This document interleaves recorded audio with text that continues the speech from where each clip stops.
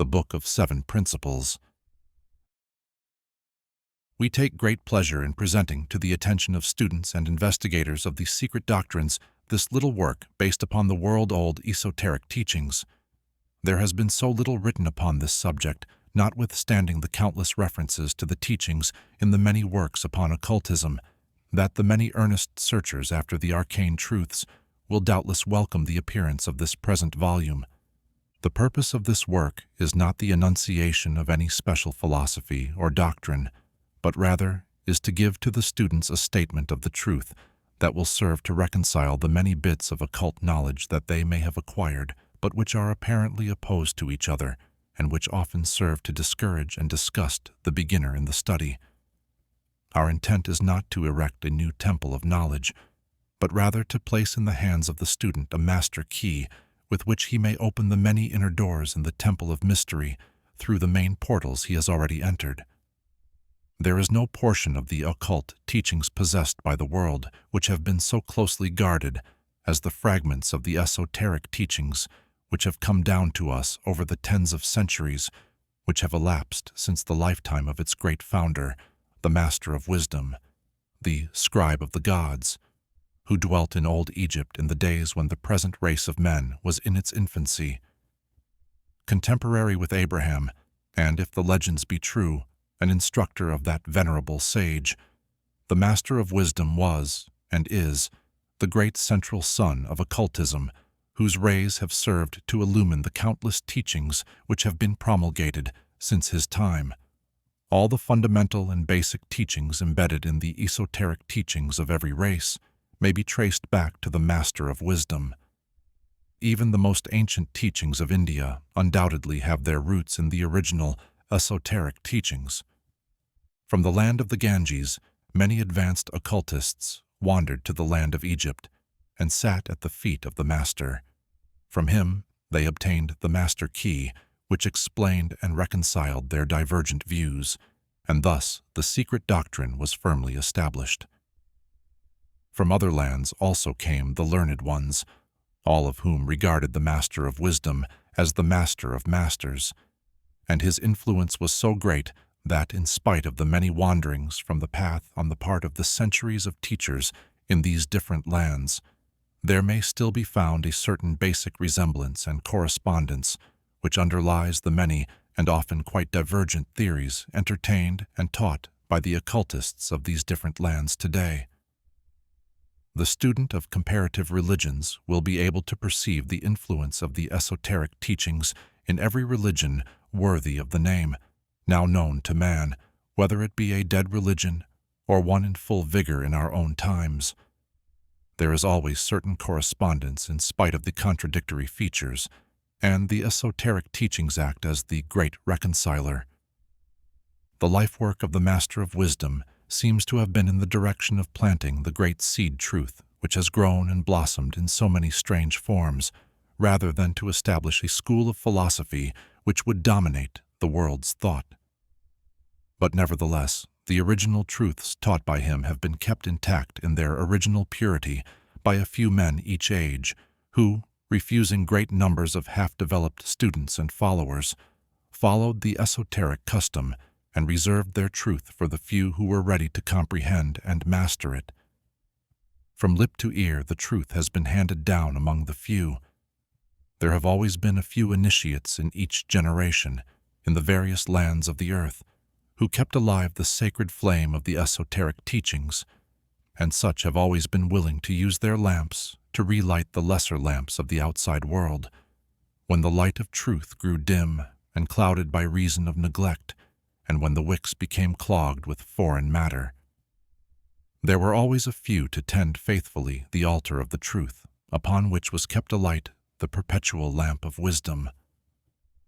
These men devoted their lives to the labor of love which the poet has so well stated in his lines.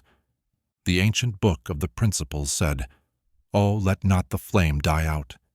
Cherished age after age, in its dark cavern, in its holy temples cherished, fed by pure ministers of love, let not the flame die out." These men have never sought popular approval nor numbers of followers. They are indifferent to these things, for they know how few there are in each generation who are ready for the truth, or who would recognize it if it were presented to them. They reserve the strong meat for men, while others furnish the milk for babes. They reserve their pearls of wisdom for the few elect, who recognize their value and who wear them in their crowns, instead of casting them before the materialistic vulgar swine, who would trample them in the mud and mix them with their disgusting mental food.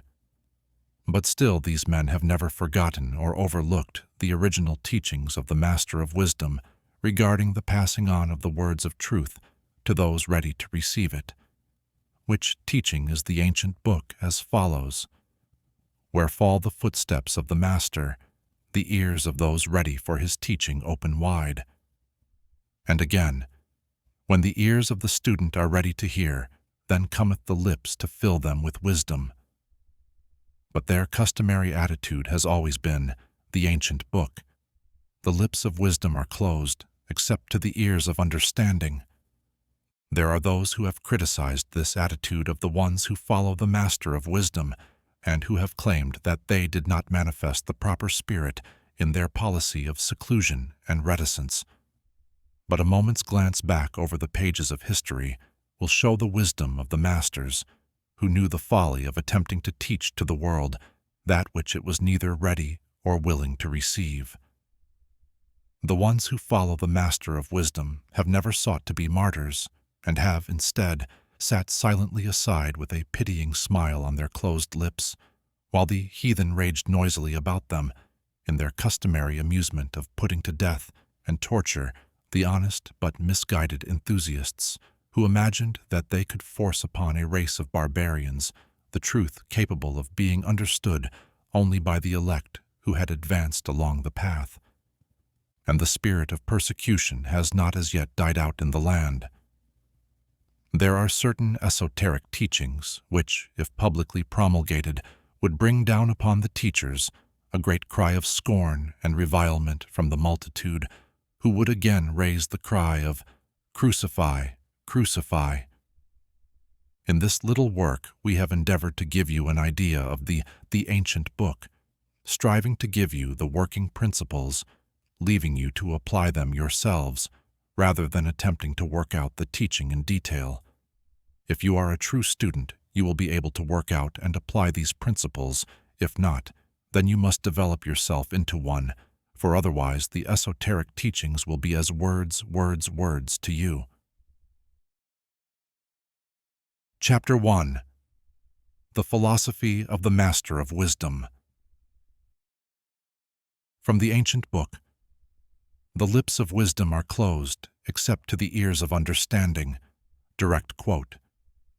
From old Egypt have come the fundamental esoteric and occult teachings, which have so strongly influenced the philosophies of all races, nations, and peoples for several thousand years. Egypt, the home of the pyramids and the Sphinx, was the birthplace of the hidden wisdom and mystic teachings. From her secret doctrine, all nations have borrowed. India, Persia, Chaldea, Media, China, Japan, Assyria, ancient Greece and Rome, and other ancient countries partook liberally at the feast of knowledge which the hierophants and masters of the land of Isis so freely provided for those who came prepared to partake of the great store of mystic and occult lore which the masterminds of that ancient land had gathered together. In ancient Egypt dwelt the great adepts and masters who have never been surpassed, and who seldom have been equaled during the centuries that have taken their processional flight since the days of the Master of Wisdom. In Egypt was located the great lodge of lodges of the mystics.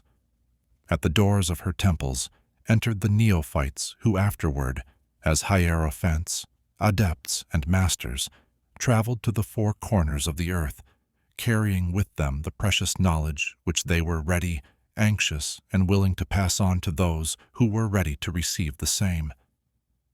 All students of the occult recognize the debt that they owe to these venerable masters of that ancient land.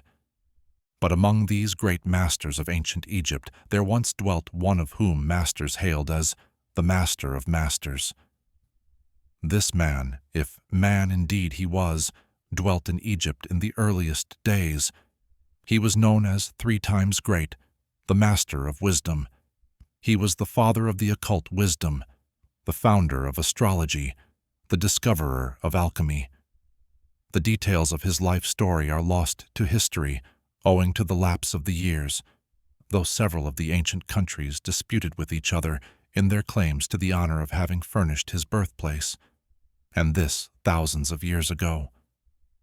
The date of his sojourn in Egypt, in that his last incarnation on this planet, is not now known, but it has been fixed at the early days of the oldest dynasties of Egypt, long before the days of Moses.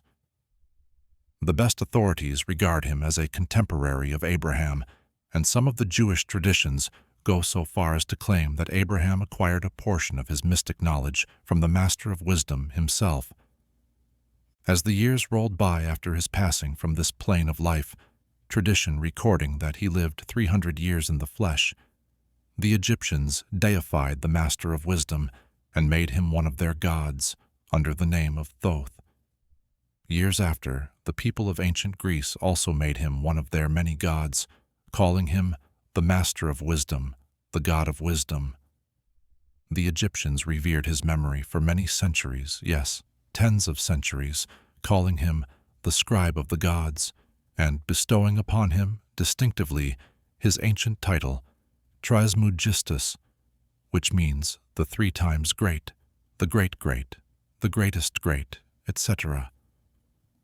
In all the ancient lands, the name of 3 times great, the Master of Wisdom, was revered, the name being synonymous with the fount of wisdom.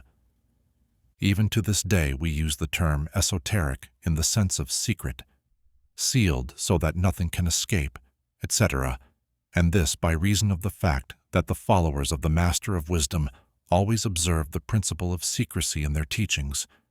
They did not believe in casting pearls before swine, but rather held to the teaching, milk for babes, meat for strong men, both of which maxims are familiar to readers of the Christian scriptures, but both of which had been used by the Egyptians for centuries before the Christian era. And this policy of careful dissemination of the truth has always characterized the esoteric tradition, even unto the present day. The esoteric teachings are to be found in all lands, among all religions, but never identified with any particular country, nor with any particular religious sect. This because of the warning of the ancient teachers against allowing the secret doctrine to become crystallized into a creed. The wisdom of this caution is apparent to all students of history. The ancient occultism of India and Persia degenerated and was largely lost, owing to the fact that the teachers became priests, and so mixed theology with the philosophy, the result being that the occultism of India and Persia has been gradually lost amidst the mass of religious superstition, cults, creeds, and gods. So it was with ancient Greece and Rome. So it was with the esoteric teachings of the Gnostics and early Christians, which were lost at the time of Constantine, whose iron hand smothered philosophy with the blanket of theology, losing to the Christian Church that which was its very essence and spirit, and causing it to grope throughout several centuries before it found the way back to its ancient faith. The indications apparent to all careful observers in this 20th century being that the Church is now struggling to get back to its ancient mystic teachings. But there were always a few faithful souls who kept alive the flame, tending it carefully and not allowing its light to become extinguished. And thanks to these staunch hearts and fearless minds, we have the truth still with us. But it is not found in books to any great extent. It has been passed along from master to student, from initiate to hierophant, from lip to ear. When it was written down at all, its meaning was veiled in terms of alchemy and astrology, so that only those possessing the key could read it aright. This was made necessary in order to avoid the persecutions of theologians of the Middle Ages, who fought the secret doctrine with fire and sword, stake, gibbet, and cross. Even to this day there will be found but few reliable books on the esoteric philosophy, although there are countless references to it in many books written on various phases of occultism. And yet, the esoteric philosophy is the only master key which will open all the doors of the occult teachings. In the early days, there was a compilation of certain basic esoteric doctrines passed on from teacher to student, which was known as the Kybalion, here called the Ancient Book of the Principles, the exact significance and meaning of the term having been lost for several centuries. This teaching, however, is known to many to whom it has descended from mouth to ear, on and on throughout the centuries. Its precepts have never been written down or printed so far as we know. It was merely a collection of maxims, foundational assumptions, and precepts, which were non-understandable to outsiders, but which were readily understood by students after the foundational assumptions, maxims, and precepts had been explained and exemplified by the esoteric initiates to their neophytes. These teachings really constituted the basic principles of the art of esoteric alchemy, which, contrary to the general belief, dealt in the mastery of mental forces rather than material elements, the transmutation of one kind of mental vibrations into others, instead of the changing of one kind of metal into another. The legends of the philosopher's stone, which would turn base metal into gold, was an allegory relating to esoteric philosophy, readily understood by all students of true esotericism. In this little book, of which this is the first lesson, we invite our students to examine into the esoteric teachings as set forth in the ancient book and as explained by ourselves, humble students of the teachings, who, while bearing the title of initiates, are still students at the feet of the Master of Wisdom, the Master. We herein give you many of the maxims, foundational assumptions, and precepts of the ancient book, accompanied by explanations and illustrations, which we deem likely to render the teachings more easily comprehended by the modern student, particularly as the original text is purposely veiled in obscure terms. The original maxims, foundational assumptions, and precepts of the ancient book are printed herein, in italics, the proper credit being given. Our own work is printed in the regular way, in the body of the work. We trust that the many students to whom we now offer this little work will derive as much benefit from the study of its pages as have the many who have gone on before, treading the same path to mastery throughout the centuries that have passed since the times of the Master of Wisdom, the Master of Masters, the Great. From the ancient book, where fall the footsteps of the Master, the ears of those ready for his teaching open wide. It also said, when the ears of the student are ready to hear, then cometh the lips to fill them with wisdom, direct quotes. So that according to the teachings, the passage of this book to those ready for the instruction will attract the attention of such as are prepared to receive the teaching. And likewise, when the pupil is ready to receive the truth, then will this little book come to him or her. Such is the law. The esoteric principle of cause and effect, in its aspect of the law of attraction, will bring lips and ear together, pupil and book in company. So, mote it be. Chapter 2.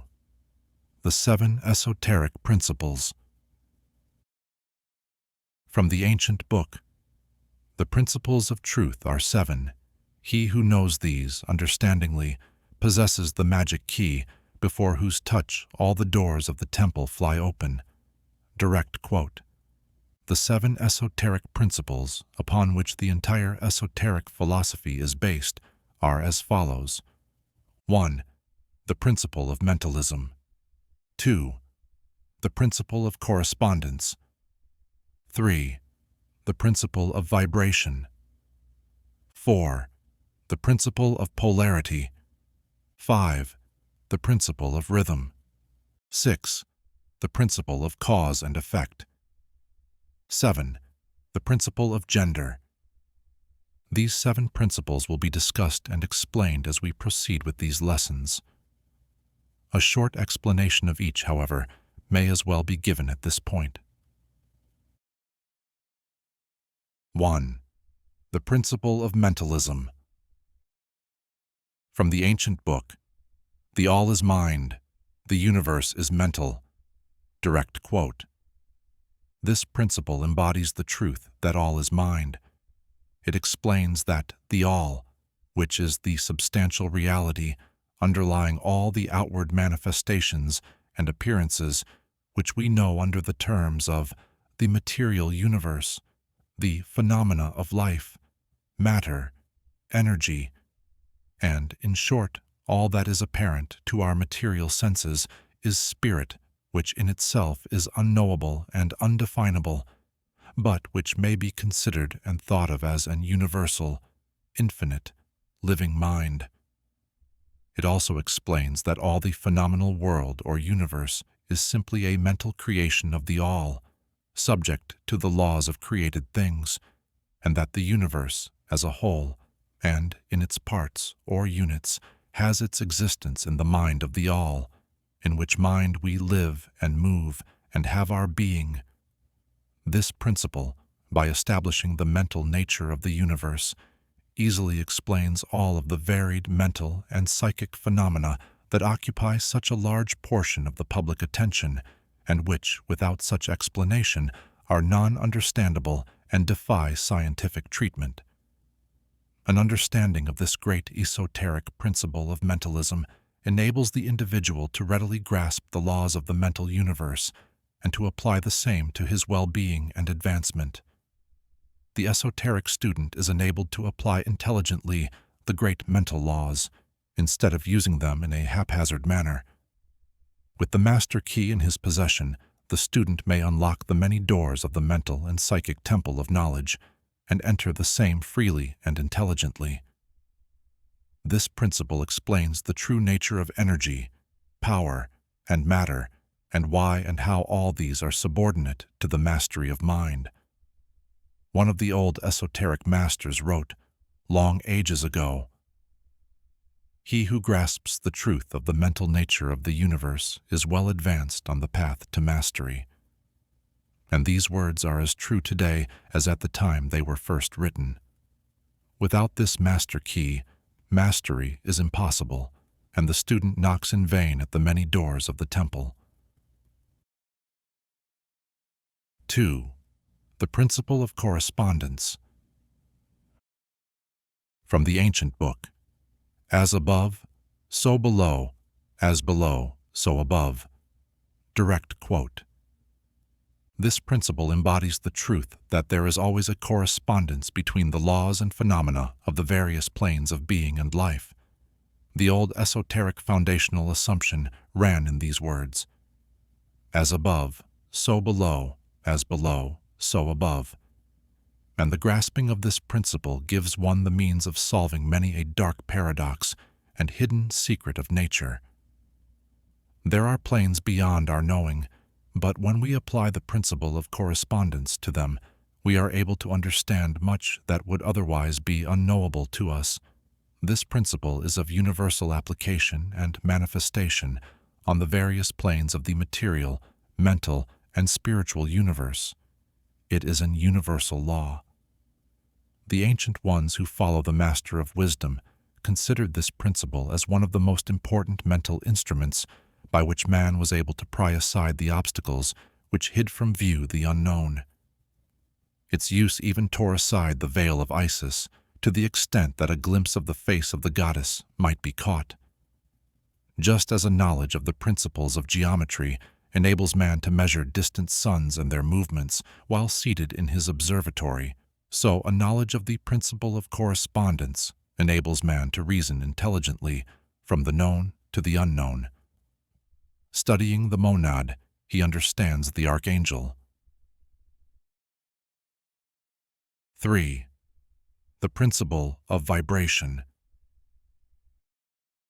From the ancient book, "Nothing rests, everything moves, everything vibrates."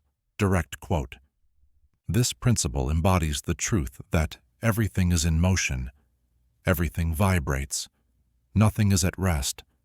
facts which modern science endorses and which each new scientific discovery tends to verify. And yet this esoteric principle was enunciated thousands of years ago by the masters of ancient Egypt. This principle explains that the differences between different manifestations of matter, energy, mind, and even spirit result largely from varying rates of vibration. From the all, which is pure spirit, down to the grossest form of matter, all is in vibration. The higher the vibration, the higher the position in the scale. The vibration of spirit is at such an infinite rate of intensity and rapidity that it is practically at rest, just as a rapidly moving wheel seems to be motionless. And at the other end of the scale, there are gross forms of matter whose vibrations are so low as to seem at rest. Between these poles, there are millions upon millions of varying degrees of vibration. From corpuscle and electron, atom and molecule, to worlds and universes, everything is in vibratory motion. This is also true on the planes of energy and force, which are but varying degrees of vibration, and also on the mental planes, whose states depend upon vibrations, and even on to the spiritual planes. An understanding of this principle, with the appropriate formulas, enables esoteric students to control their own mental vibrations as well as those of others. The masters also apply this principle to the conquering of natural phenomena in various ways. He who understands the principle of vibration has grasped the scepter of power, says one of the old writers. 4. The principle of polarity. From the ancient book, everything is dual, everything has poles, everything has its pair of opposites. Like and unlike are the same. Opposites are identical in nature, but different in degree. Extremes meet. All truths are but half-truths. All paradoxes may be reconciled. Direct quote.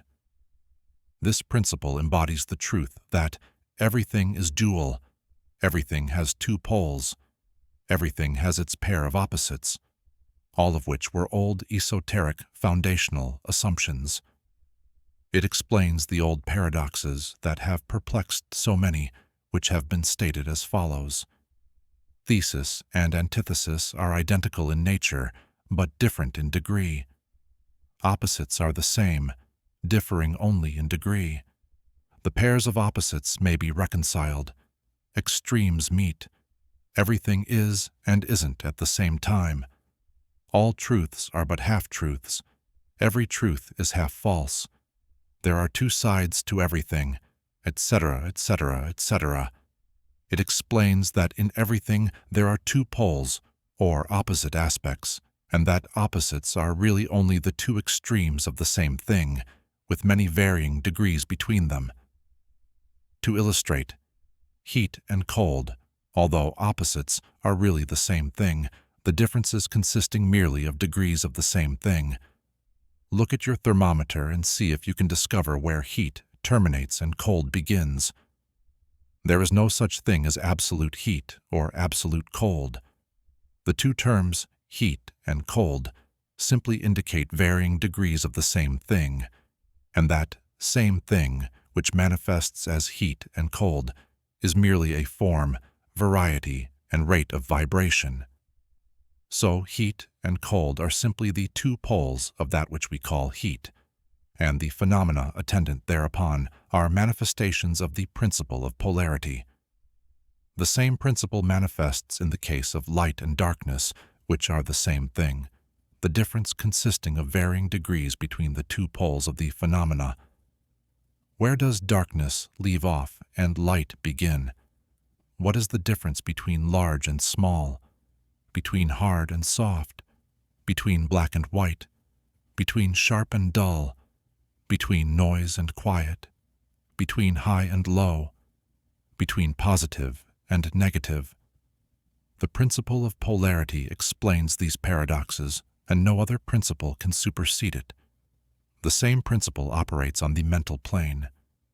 Let us take a radical and extreme example, that of love and hate, two mental states apparently totally different.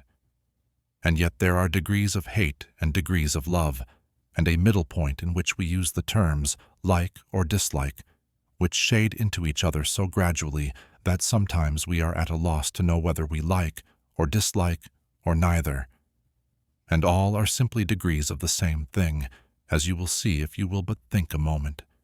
And more than this, and considered of more importance by the ones who follow the Master of Wisdom, it is possible to change the vibrations of hate to the vibrations of love in one's own mind and in the minds of others.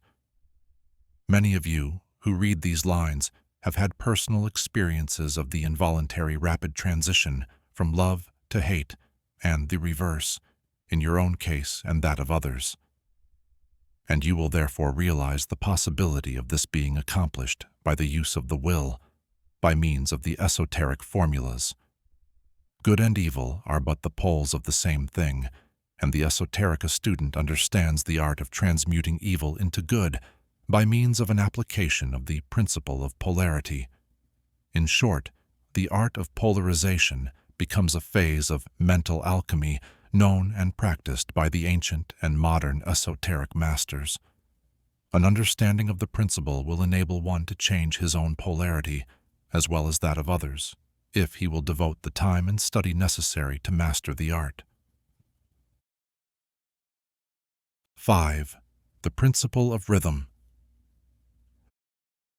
From the ancient book, everything flows out and in, everything has its tides, all things rise and fall, the pendulum swing manifests in everything, the measure of the swing to the right is the measure of the swing to the left.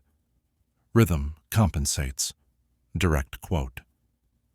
This principle embodies the truth that in everything there is manifested a measured motion, to and fro, a flow and inflow, a swing backward and forward, a pendulum-like movement, a tide-like ebb and flow, a high tide and low tide, between the two poles which exist in accordance with the principle of polarity described a moment ago. There is always an action and a reaction, an advance and a retreat, a rising and a sinking. This is in the affairs of the universe, suns, worlds, men, animals, mind, energy, and matter. This law is manifest in the creation and destruction of worlds, in the rise and fall of nations, in the life of all things, and finally in the mental states of man. And it is with this latter that the ones who follow the Master of Wisdom find the understanding of the principle most important. The ones who follow the Master of Wisdom have grasped this principle, finding its universal application, and have also discovered certain means to overcome its effects in themselves by the use of the appropriate formulas and methods. They apply the mental law of neutralization. They cannot annul the principle or cause it to cease its operation, but they have learned how to escape its effects upon themselves to a certain degree depending upon the mastery of the principle. They have learned how to use it instead of being used by it. In this and similar methods consists the art of the ones who follow the Master of Wisdom. The master of the esoteric tradition polarizes himself at the point at which he desires to rest, and then neutralizes the rhythmic swing of the pendulum, which would tend to carry him to the other pole. All individuals who have attained any degree of self-mastery do this to a certain degree, more or less unconsciously, but the master does this consciously, and by the use of his will, and attains a degree of poise and mental firmness almost impossible of belief on the part of the masses who are swung backward and forward like a pendulum. This principle and that of polarity have been closely studied by the ones who follow the Master of Wisdom, and the methods of counteracting, neutralizing, and using them form an important part of the Hermetic mental alchemy. 6. The Principle of Cause and Effect. From the ancient book, every cause has its effect, every effect has its cause. Everything happens according to law. Chance is but a name for law not recognized. There are many planes of causation, but nothing escapes the law. Direct quote. They play the game. This principle embodies the fact that there is a cause for every effect, an effect from every cause. It explains that everything happens according to law, that nothing ever merely happens, that there is no such thing as chance, that while there are various planes of cause and effect, the higher dominating the lower planes, still nothing ever entirely escapes the law. The ones who follow the Master of Wisdom understand the art and methods of rising above the ordinary plane of cause and effect to a certain degree, and by mentally rising to a higher plane, they become causers instead of effects. The masses of people are carried along, obedient to environment, the wills and desires of others stronger than themselves. Heredity, suggestion, and other outward causes moving them about like pawns on the chessboard of life. But the masters, rising to the plane above, dominate their moods, characters, qualities, and powers, as well as the environment surrounding them, and become movers instead of pawns. They help to play the game of life instead of being played and moved about by other wills and environment. They use the principle instead of being its tools. The masters obey the causation of the higher planes, but they help to rule on their own plane. In this statement, there is condensed a wealth of esoteric knowledge. Let him read who can. 7. The principle of gender. From the ancient book. Gender is in everything. Everything has its masculine and feminine principles. Gender manifests on all planes. Direct quote. This principle embodies the truth that there is gender manifested in everything, the masculine and feminine principles ever at work. This is true not only of the physical plane, but of the mental and even the spiritual planes. On the physical plane, the principle manifests as sex. On the higher planes, it takes higher forms, but the principle is ever the same. No creation, physical, mental, or spiritual, is possible without this principle. An understanding of its laws will throw light on many a subject that has perplexed the minds of men. The principle of gender works ever in the direction of generation, regeneration, and creation. Everything and every person contains the two elements or principles, or this great principle within it, him or her. Every male thing has the female element also.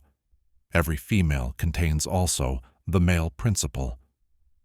If you would understand the philosophy of mental and spiritual creation, generation, and regeneration, you must understand and study this esoteric principle. It contains the solution of many mysteries of life. We caution you that this principle has no reference to the many base, pernicious, and degrading lustful theories, teachings, and practices which are taught under fanciful titles and which are a prostitution of the great natural principle of gender. Such base revivals of the ancient, infamous forms of phallicism tend to ruin mind, body, and soul, and the esoteric philosophy has ever sounded the warning note against these degraded teachings which tend toward lust, licentiousness, and perversion of nature's principles. If you seek such teachings, you must go elsewhere for them. Hermeticism contains nothing for you along these lines. To the pure, all things are pure. To the base, all things are base. Chapter 3. Mental Transmutation. From the ancient book, mind, as well as metals and elements, may be transmuted from state to state, degree to degree, condition to condition, pole to pole, vibration to vibration. True esoteric transmutation is a mental art. Direct quote. As we have stated, the ones who follow the Master of Wisdom were the original alchemists, astrologers, and psychologists, the Master of Wisdom having been the founder of these schools of thought. From astrology has grown modern astronomy. From alchemy has grown modern chemistry. From the mystic psychology has grown the modern psychology of the schools. But it must not be supposed that the ancients were ignorant of that which the modern schools suppose to be their exclusive and special property. The records engraved on the stones of ancient Egypt show conclusively that the ancients had a full comprehensive knowledge of astronomy, the very building of the pyramids showing the connection between their design and the study of astronomical science. Nor were they ignorant of chemistry, for the fragments of the ancient writings show that they were acquainted with the chemical properties of things. In fact, the ancient theories regarding physics are being slowly verified by the latest discoveries of modern science, notably those relating to the constitution of matter. Nor must it be supposed that they were ignorant of the so-called modern discoveries in psychology. On the contrary, the Egyptians were especially skilled in the science of psychology, particularly in the branches that the modern schools ignore, but which, nevertheless, are being uncovered under the name of psychic science, which is perplexing the psychologists of today, and making them reluctantly admit that there may be something in it after all. The truth is that beneath the material chemistry, astronomy, and psychology, that is, the psychology in its phase of brain action, the ancients possessed a knowledge of transcendental astronomy, called astrology, of transcendental chemistry, called alchemy, of transcendental psychology, called mystic psychology. They possessed the inner knowledge as well as the outer knowledge, the latter alone being possessed by modern scientists.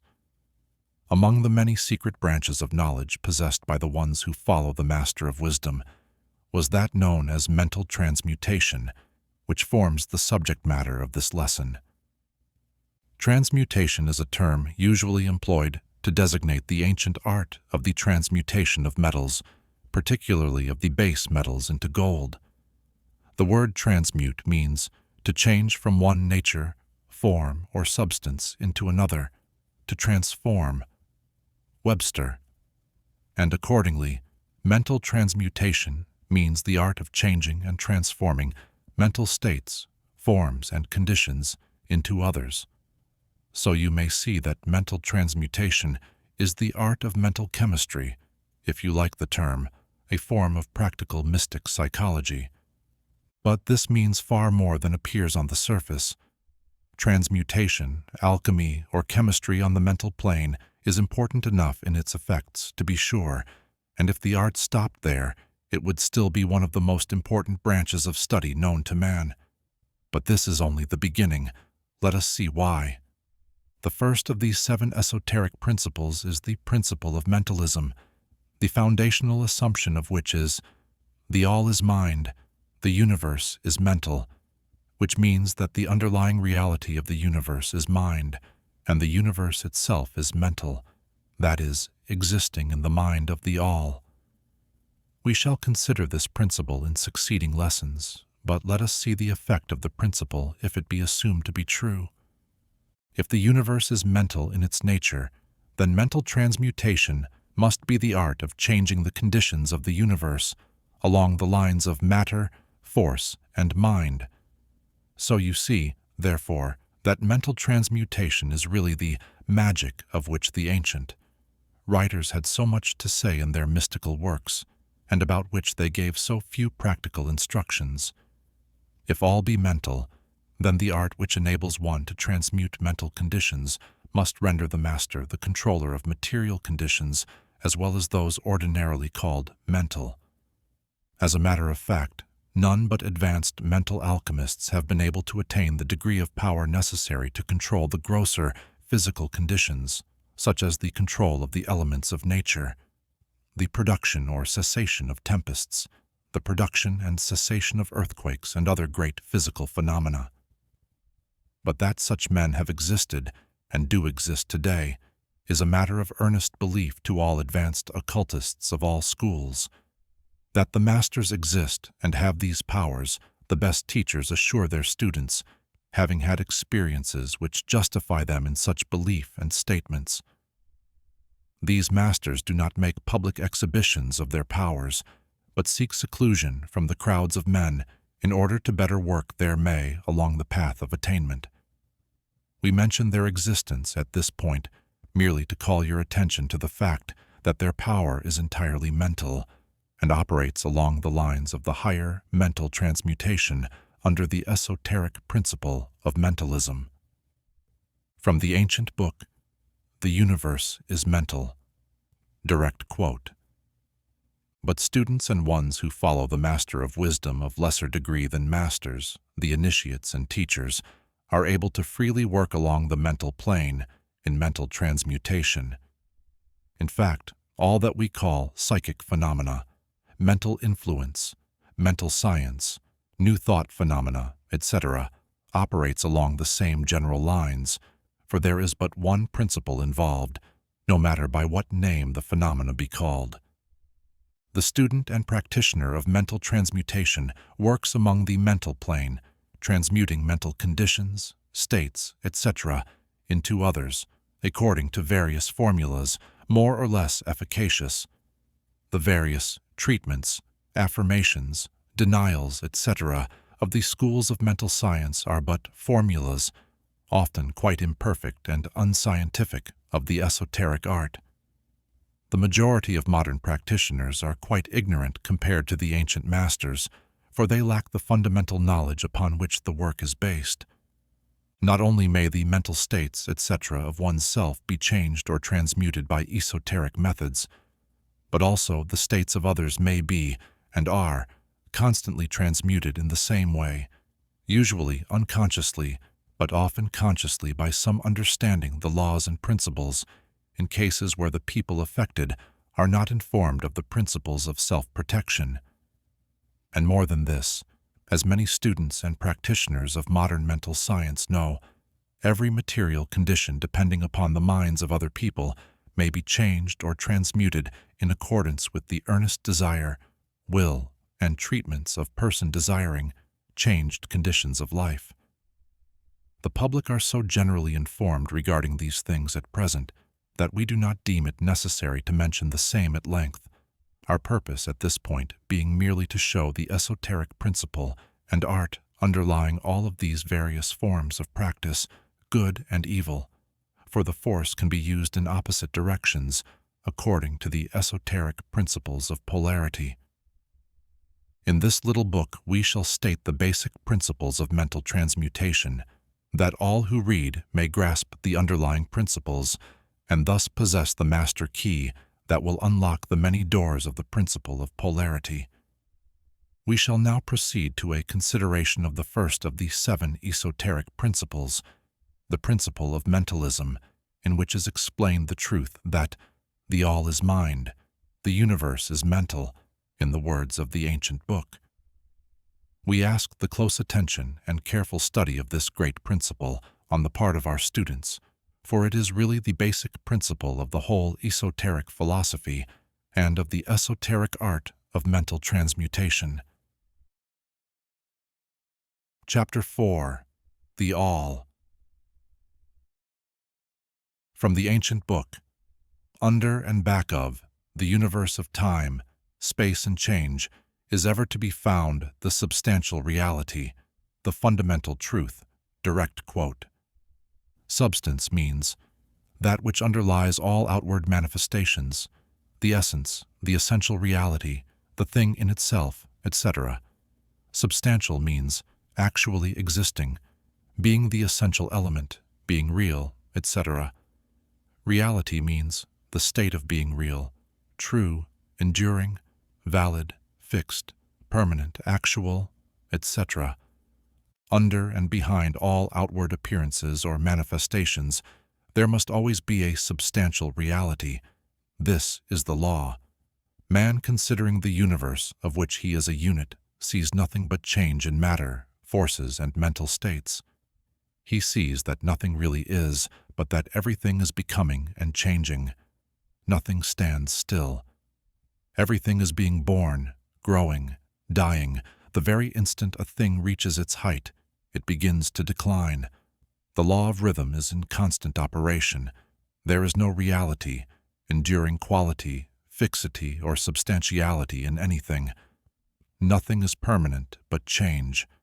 He sees all things evolving from other things and resolving into other things, constant action and reaction, inflow and outflow, building up and tearing down, creation and destruction, birth, growth and death. Nothing endures but change. And if he be a thinking man, he realizes that all of these changing things must be but outward appearances or manifestations of some underlying power, some substantial reality. All thinkers in all lands and in all times have assumed the necessity for postulating the existence of this substantial reality. All philosophies worthy of the name have been based upon this thought. Men have given to this substantial reality many names. Some have called it by the term of deity, under many titles. Others have called it the infinite and eternal energy. Others have tried to call it matter, but all have acknowledged its existence. It is self-evident, it needs no argument. In these lessons we have followed the example of some of the world's greatest thinkers, both ancient and modern, the esoteric, masters, and have called this underlying power, this substantial reality, by the esoteric name of the All, which term we consider the most comprehensive of the many terms applied by man to that which transcends names and terms. We accept and teach the view of the great esoteric thinkers of all times, as well as of those illumined souls who have reached higher planes of being, both of whom assert that the inner nature of the All is unknowable. This must be so, for naught by the All itself can comprehend its own nature and being. The ones who follow the Master of Wisdom believe and teach that the All, in itself, is and must ever be unknowable. They regard all theories, guesses, and speculations of theologians and metaphysicians regarding the inner nature of the All as but the childish efforts of mortal minds to grasp the secret of the infinite. Such efforts have always failed and will always fail from the very nature of the task. One pursuing such inquiries travels around and around in the labyrinth of thought until he is lost to all sane reasoning, action, or conduct, and is utterly unfitted for the work of life. He is like the squirrel which frantically runs around and around the circling treadmill wheel of his cage, traveling ever and yet reaching nowhere, at the end a prisoner still, and standing just where he started. And still more presumptuous are those who attempt to ascribe to the All the personality, qualities, properties, characteristics, and attributes of themselves, ascribing to the All the human emotions, feelings, and characteristics, even down to the pettiest qualities of mankind, such as jealousy, susceptibility to flattery and praise, desire for offerings and worship, and all the other survivals from the days of the childhood of the race. Such ideas are not worthy of grown men and women, and are rapidly being discarded. At this point, it may be proper for me to state that we make a distinction between religion and theology, between philosophy and metaphysics. Religion, to us, means that intuitional realization of the existence of the All and one's relationship to it, while theology means the attempts of men to ascribe personality, qualities, and characteristics to it, their theories regarding its affairs, will, desires, plans, and designs, and their assumption of the office of middlemen between the All and the people. Philosophy, to us, means the inquiry after knowledge of things knowable and thinkable, while metaphysics means the attempt to carry the inquiry over and beyond the boundaries and into regions unknowable and unthinkable, and with the same tendency as that of theology. And consequently, both religion and philosophy mean to us things having roots in reality, while theology and metaphysics seem like broken reeds, rooted in the quicksands of ignorance, and affording naught but the most insecure support for the mind or soul of man. We do not insist upon our students accepting these definitions. We mention them merely to show our position. At any rate, You shall hear very little about theology and metaphysics in these lessons. But while the essential nature of the all is unknowable, there are certain truths connected with its existence which the human mind finds itself compelled to accept. And an examination of these reports form a proper subject of inquiry, particularly as they agree with the reports of the illumined on higher planes. And to this inquiry we now invite you. From the ancient book, that which is the fundamental truth, the substantial reality, is beyond true naming, but the wise men call it the all. It also said, in its essence, the all is unknowable. And it said, but the report of reason must be hospitably received and treated with respect. Direct quotes. The human reason, whose reports we must accept so long as we think at all, informs us as follows regarding the all, and that without attempting to remove the veil of the unknowable. The all must be all that really is. There can be nothing existing outside of the all, else the all would not be the all. The all must be infinite, for there is nothing else to define, confine, bound, limit, or restrict the all. It must be infinite in time, or eternal. It must have always continuously existed, for there is nothing else to have ever created it, and something can never evolve from nothing, and if it had ever not been, even for a moment, it would not be now.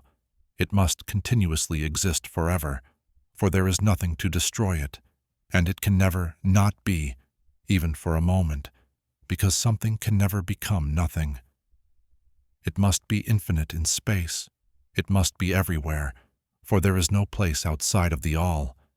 It cannot be otherwise than continuous in space, without break, cessation, separation, or interruption, for there is nothing to break, separate, or interrupt its continuity, and nothing with which to fill in the gaps.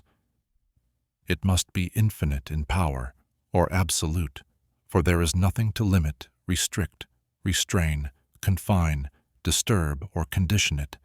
It is subject to no other power, for there is no other power.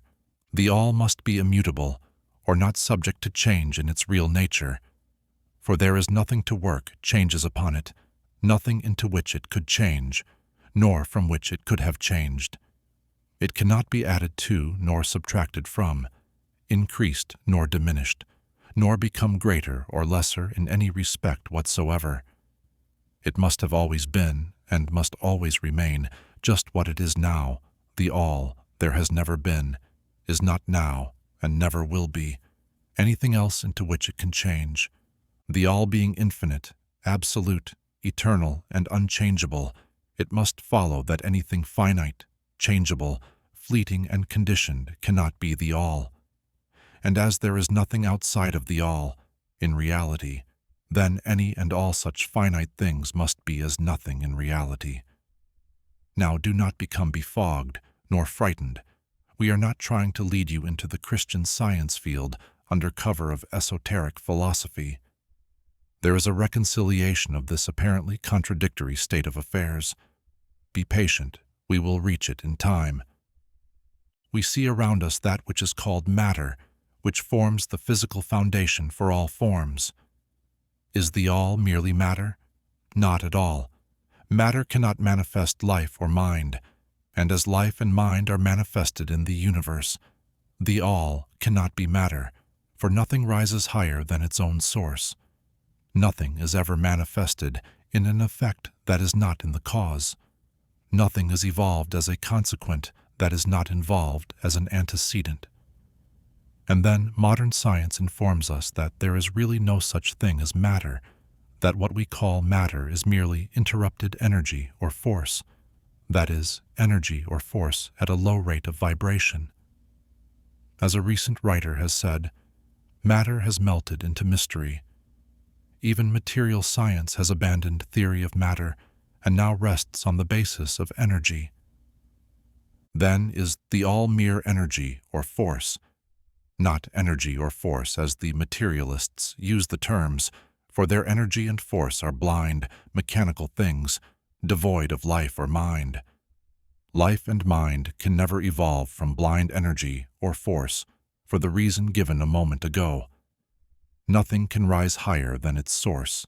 Nothing is evolved unless it is involved. Nothing manifests in the effect unless it is in the cause.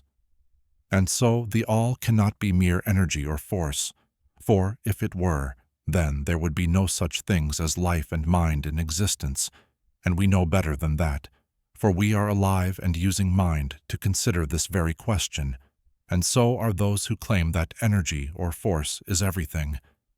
What is there then higher than matter or energy that we know to be existent in the universe? Life and mind in all their varying degrees of unfoldment. Then, you ask, do you mean to tell us that the all is life and mind? Yes and no is our answer. If you mean life and mind as we poor petty mortals know them, we say no, the all is not that. But what kind of life and mind do you mean, you ask? The answer is living mind, as far above that which mortals know by those words, as life and mind are higher than mechanical forces, or matter, infinite living mind, as compared to finite life and mind. We mean that which the illumined souls mean when they reverently pronounce the word spirit. The all is infinite living mind. The illumined call it spirit. Chapter 5. The Mental Universe. From the ancient book, "The universe is mental, held in the mind of the all." Direct quote. The all is spirit. But what is spirit? This question cannot be answered, for the reason that its definition is practically that of the all, which cannot be explained or defined. Spirit is simply a name that men give to the highest conception of infinite living mind. It means the real essence.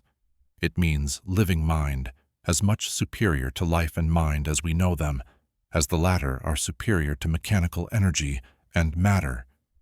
Spirit transcends our understanding, and we use the term merely that we may think or speak of the all. For the purposes of thought and understanding, we are justified in thinking of spirit as infinite living mind, at the same time acknowledging that we cannot fully understand it. We must either do this or stop thinking of the matter at all. Let us now proceed to a consideration of the nature of the universe as a whole and in its parts. What is the universe? We have seen that there can be nothing outside of the all. Then is the universe the all? No, this cannot be, because the universe seems to be made up of many and is constantly changing, and in other ways it does not measure up to the ideas that we are compelled to accept regarding the all, as stated in our last lesson. Then if the universe be not the all, then it must be nothing. Such is the inevitable conclusion of the mind at first thought. But this will not satisfy the question, for we are sensible of the existence of the universe. Then if the universe is neither the all nor nothing, what can it be? Let us examine this question. If the universe exists at all, or seems to exist, it must proceed in some way from the all. It must be a creation of the all. But as something can never come from nothing, from what could the all have created it? Some philosophers have answered this question by saying that the all created the universe from itself, that is, from the being and substance of the all. But this will not do, for the all cannot be subtracted from, nor divided, as we have seen, and then again, if this be so, would not each particle in the universe be aware of its being the all? The all could not lose its knowledge of itself, nor actually become an atom, or blind force, or lowly living thing. Some men, indeed, realizing that the all is indeed all, and also recognizing that they, the men, existed, have jumped to the conclusion that they and the all were identical, and they have filled the air with shouts of, "I am God," to the amusement of the multitude and the sorrow of sages. The claim of the corpuscle that, "I am man," would be modest in comparison. But what indeed is the universe, if it be not the all, not yet created by the all having separated itself into fragments. What else can it be? Of what else can it be made? This is the great question. Let us examine it carefully. We find here that the principle of correspondence comes to our aid here. The old esoteric foundational assumption, as above so below, may be pressed into service at this point. Let us endeavor to get a glimpse of the workings on higher planes by examining those on our own. The principle of correspondence must apply to this as well as to other problems. Let us see. On his own plane of being, how does man create? Well, first, he may create by making something out of outside materials. But this will not do, for there are no materials outside of the all with which it may create. Well then, secondly, man procreates or reproduces his kind by the process of begetting, which is self-multiplication accomplished by transferring a portion of his substance to his offspring. But this will not do, because the all cannot transfer or subtract a portion of itself, nor can it reproduce or multiply itself. In the first place there would be a taking away, and in the second case a multiplication or addition to the all, both thoughts being an absurdity. Is there no third way in which man creates? Yes, there is. He creates mentally, and in so doing he uses no outside materials, nor does he reproduce himself, and yet his spirit pervades the mental creation. Following the principle of correspondence, we are justified in considering that the all creates the universe mentally in a manner akin to the process whereby man creates mental images. And here is where the report of reason tallies precisely with the report of the illumined, as shown by their teachings and writings. Such are the teachings of the wise men. Such was the teaching of the Master of Wisdom. The all can create in no other way except mentally, without either using material, and there is none to use, or else reproducing itself, which is also impossible. There is no escape from this conclusion of the reason, which, as we have said, agrees with the highest teachings of the illumined. Just as you, student, may create a universe of your own in your mentality, so does the all create universes in its own mentality. But your universe is the mental creation of a finite mind, whereas that of the all is the creation of an infinite. The two are similar in kind, but infinitely different in degree. We shall examine more closely into the process of creation and manifestation as we proceed. But this is the point to fix in your minds at this stage. The universe and all it contains is a mental creation of the all. Verily, indeed, all is mind. From the ancient book, the all creates in its infinite mind countless universes which exist for aeons of time, and yet, to the all, the creation, development, decline, and death of 1,000,000 universes is as the time of the twinkling of an eye. And it said, "The infinite mind of the all is the womb of universes." Direct quotes. The principle of gender is manifested on all planes of life, material, mental, and spiritual. But as we have said before, gender does not mean sex. Sex is merely a material manifestation of gender. Gender means relating to generation or creation, and whenever anything is generated or created on any plane, the principle of gender must be manifested, and this is true even in the creation of universes. Now, do not jump to the conclusion that we are teaching that there is a male and female God, or creator. That idea is merely a distortion of the ancient teachings on the subject. The true teaching is that the all in itself is above gender, as it is above every other law, including those of time and space. It is the law from which the laws proceed, and it is not subject to them. But when the all manifests on the plane of generation or creation, then it acts according to law and principle, for it is moving on a lower plane of being, and consequently it manifests the principle of gender in its masculine and feminine aspects, on the mental plane, of course. This idea may seem startling to some of you who hear it for the first time, but you have all really passively accepted it in your everyday conceptions. You speak of the fatherhood of God and the motherhood of nature, of God, the divine Father, and nature, the universal mother, and have thus instinctively acknowledged the principle of gender in the universe. Is this not so? But the esoteric teaching does not imply a real duality. The all is one.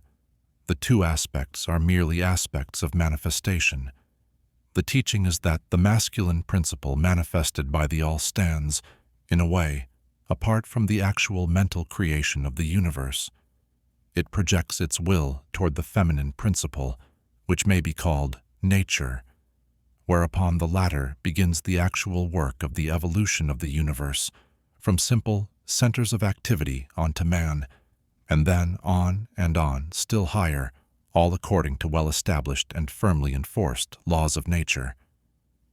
If you prefer the old figures of thought, you may think of the masculine principle as God, the Father, and of the feminine principle as nature, the universal mother, from whose womb all things have been born. This is more than a mere poetic figure of speech. It is an idea of the actual process of the creation of the universe. But always remember that the all is but one, and that in its infinite mind the universe is generated, created, and exists. It may help you to get the proper idea if you will apply the law of correspondence to yourself and your own mind. You know that the part of you which you call I, in a sense, stands apart and witnesses the creation of mental images in your own mind. The part of your mind in which the mental generation is accomplished may be called the me, in distinction from the I, which stands apart and witnesses and examines the thoughts, ideas, and images of the me. As above, so below, remember, and the phenomena of one plane may be employed to solve the riddles of higher or lower planes. Is it any wonder that you, the child, feel that instinctive reverence for the all, which feeling we call religion, that respect and reverence for the Father mind? Is it any wonder that, when you consider the works and wonders of nature, you are overcome with a mighty feeling which has its roots away down in your inmost being? It is the mother mind that you are pressing close up to, like a babe to the breast.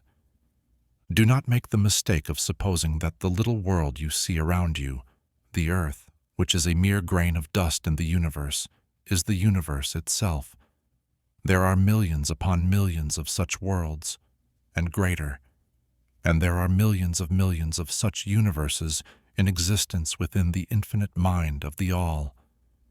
And even in our own little solar system, there are regions and planes of life far higher than ours, and beings compared to which we earthbound mortals are as the slimy life forms that dwell on the ocean's bed when compared to man. There are beings with powers and attributes higher than man has ever dreamed of the gods possessing. And yet these beings were once as you, and still lower, and you will be even as they, and still higher in time, for such is the destiny of man, as reported by the illumined. And death is not real, even in the relative sense. It is but birth to a new life. And you shall go on, and on, and on, to higher and still higher planes of life, for aeons upon eons of time. The universe is your home, and you shall explore its farthest recesses before the end of time. You are dwelling in the infinite mind of the all, and your possibilities and opportunities are infinite, both in time and space. And at the end of the grand cycle of aeons, when the all shall draw back into itself all of its creations, you will go gladly, for you will then be able to know the whole truth of being at one with the all. Such is the report of the illumined, those who have advanced well along the path, and in the meantime rest calm and serene. You are safe and protected by the infinite power of the Father-Mother mind. From the ancient book, within the Father-Mother mind, mortal children are at home. And it said, There is not one who is fatherless nor motherless in the universe. Direct quotes. Chapter 6. The Divine Paradox.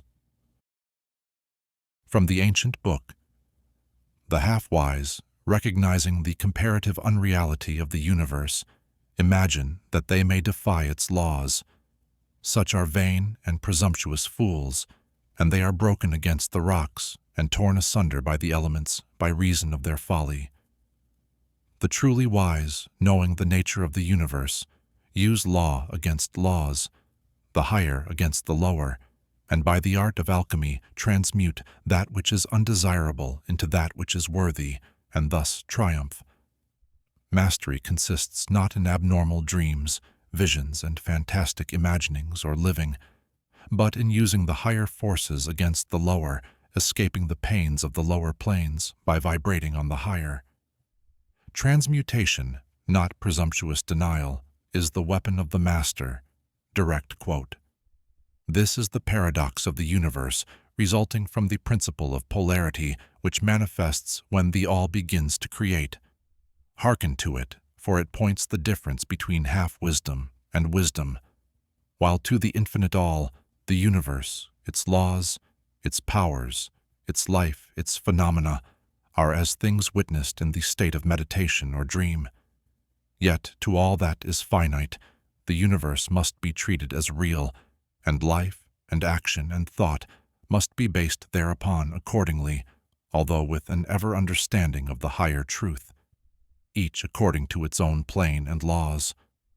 Were the all to imagine that the universe were indeed reality, then woe to the universe, for there would be then no escape from lower to higher, divineward. Then would the universe become a fixity, and progress would become impossible. And if man, owing to half-wisdom, acts and lives and thinks of the universe as merely a dream, akin to his own finite dreams, then indeed does it so become for him, and like a sleepwalker he stumbles ever around and around in a circle, making no progress, and being forced into an awakening at last by his falling, bruised and bleeding over the natural laws which he ignored. Keep your mind ever on the star, but let your eyes watch over your footsteps, lest you fall into the mire by reason of your upward gaze. Remember the divine paradox, that while the universe is not, still it is. Remember ever the two poles of truth, the absolute and the relative. Beware of half-truths. What ones who follow the master of wisdom know as the law of paradox is an aspect of the principle of polarity. The esoteric writings are filled with references to the appearance of the paradox in the consideration of the problems of life and being. The teachers are constantly warning their students against the error of omitting the other side of any question, and their warnings are particularly directed to the problems of the absolute and the relative, which perplex all students of philosophy and which cause so many to think and act contrary to what is generally known as common sense. And we caution all students to be sure to grasp the divine paradox of the absolute and relative, lest they become entangled in the mire of the half-truth. With this in view, this particular lesson has been written. Read it carefully. The first thought that comes to the thinking man after he realizes the truth that the universe is a mental creation of the all is that the universe and all that it contains is a mere illusion, an unreality against which idea his instincts revolt. But this, like all other great truths, must be considered both from the absolute and the relative points of view. From the absolute viewpoint, of course, the universe is in the nature of an illusion, a dream, a phantasmagoria, as compared to the all in itself. We recognize this even in our ordinary view, for we speak of the world as a fleeting show that comes and goes, is born and dies, for the element of impermanence and change, finiteness and unsubstantiality, must ever be connected with the idea of a created universe when it is contrasted with the idea of the all, no matter what may be our beliefs concerning the nature of both. Philosopher, metaphysician, scientist, and theologian all agree upon this idea, and the thought is found in all forms of philosophical thought and religious conceptions, as well as in theories of the respective schools of metaphysics and theology. So, the esoteric teachings do not preach the unsubstantiality of the universe in any stronger terms than those more familiar to you, although their presentation of the subject may seem somewhat more startling. Anything that has a beginning and an ending must be, in a sense, unreal and untrue, and the universe comes under the rule in all schools of thought. From the absolute point of view, there is nothing real except the all, no matter what terms we may use in thinking of or discussing the subject. Whether the universe be created of matter, or whether it be a mental creation in the mind of the all, it is unsubstantial, non-enduring, a thing of time, space, and change. We want you to realize this fact thoroughly before you pass judgment on the esoteric conception of the mental nature of the universe. Think over any and all of the other conceptions, and see whether this be not true of them. But the absolute point of view shows merely one side of the picture. The other side is the relative one. Absolute truth has been defined as things as the mind of God knows them, while relative truth is things as the highest reason of man understands them. And so, while to the all the universe must be unreal and illusionary, a mere dream or result of meditation, nevertheless, to the finite minds forming a part of that universe and viewing it through mortal faculties, the universe is very real indeed and must be so considered. In recognizing the absolute view, we must not make the mistake of ignoring or denying the facts and phenomena of the universe as they present themselves to our mortal faculties. We are not the all, remember. To take familiar illustrations, we all recognize the fact that matter exists to our senses. We will fare badly if we do not. And yet, even our finite minds understand the scientific dictum that there is no such thing as matter from a scientific point of view. That which we call matter is held to be merely an aggregation of atoms, which atoms themselves are merely a grouping of units of force, called electrons or ions, vibrating and in constant circular motion. We kick a stone and we feel the impact. It seems to be real, notwithstanding that we know it to be merely what we have stated above. But remember that our foot, which feels the impact by means of our brains, is likewise matter, so constituted of electrons, and for that matter, so are our brains. And at the best, if it were not by reason of our mind, we would not know the foot or stone at all. Then again, the ideal of the artist or sculptor, which he is endeavoring to reproduce in stone or on canvas, seems very real to him. So do the characters in the mind of the author, or dramatist, which he seeks to express so that others may recognize them. And if this be true in the case of our finite minds, what must be the degree of reality in the mental images created in the mind of the infinite? Oh, friends, to mortals, this universe of mentality is very real indeed.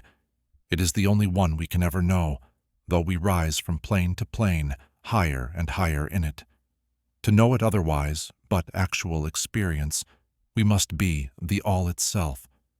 It is true that the higher we rise in the scale, the nearer to the mind of the Father we reach, the more apparent becomes the illusory nature of finite things, but not until the all finally withdraws us into itself does the vision actually vanish. So, we need not dwell upon the feature of illusion. Rather, let us, recognizing the real nature of the universe, seek to understand its mental laws and endeavor to use them to the best effect in our upward progress through life as we travel from plane to plane of being. The laws of the universe are nonetheless iron laws because of the mental nature. All except the all are bound by them. What is in the infinite mind of the all is real in a degree second only to that reality itself which is vested in the nature of the all. So, do not feel insecure or afraid. We are all held firmly in the infinite mind of the All, and there is naught to hurt us or for us to fear. There is no power outside of the All to affect us, so we may rest calm and secure. There is a world of comfort and security in this realization when once attained. Then, calm and peaceful, do we sleep, rocked in the cradle of the deep, resting safely on the bosom of the ocean of infinite mind, which is the All. In the All, indeed, do we live and move and have our being. Matter is none the less matter to us, while we dwell on the plane of matter, although we know it to be merely an aggregation of electrons or particles of force, vibrating rapidly and gyrating around each other in the formations of atoms. The atoms, in turn, vibrating and gyrating, forming molecules, which latter, in turn, form larger masses of matter. Nor does matter become less matter when we follow the inquiry still further and learn from the esoteric teachings that the force of which the electrons are but units is merely a manifestation of the mind of the All, and like all else in the universe, is purely mental in its nature. While on the plane of matter, we must recognize its phenomena.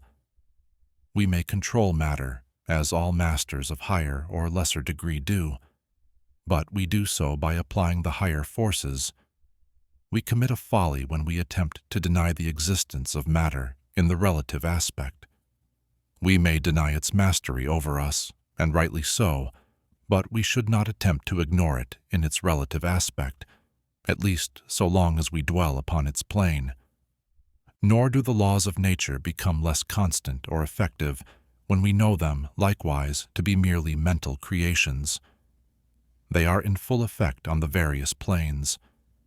We overcome the lower laws by applying still higher ones, and in this way only. But we cannot escape law or rise above it entirely. Nothing but the All can escape law, and that because the All is law itself, from which all laws emerge.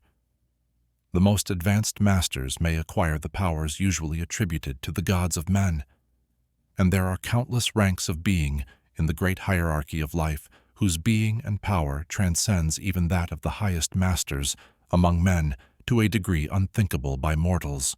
But even the highest master and the highest being must bow to the law and be as nothing in the eye of the All, so that if even these highest beings, whose powers exceed even those attributed by men to their gods, if even these are bound by and are subservient to law, then imagine the presumption of mortal man, of our race and grade, when he dares to consider the laws of nature as unreal, visionary, and illusory, because he happens to be able to grasp the truth that the laws are mental in nature, and simply mental creations of the All.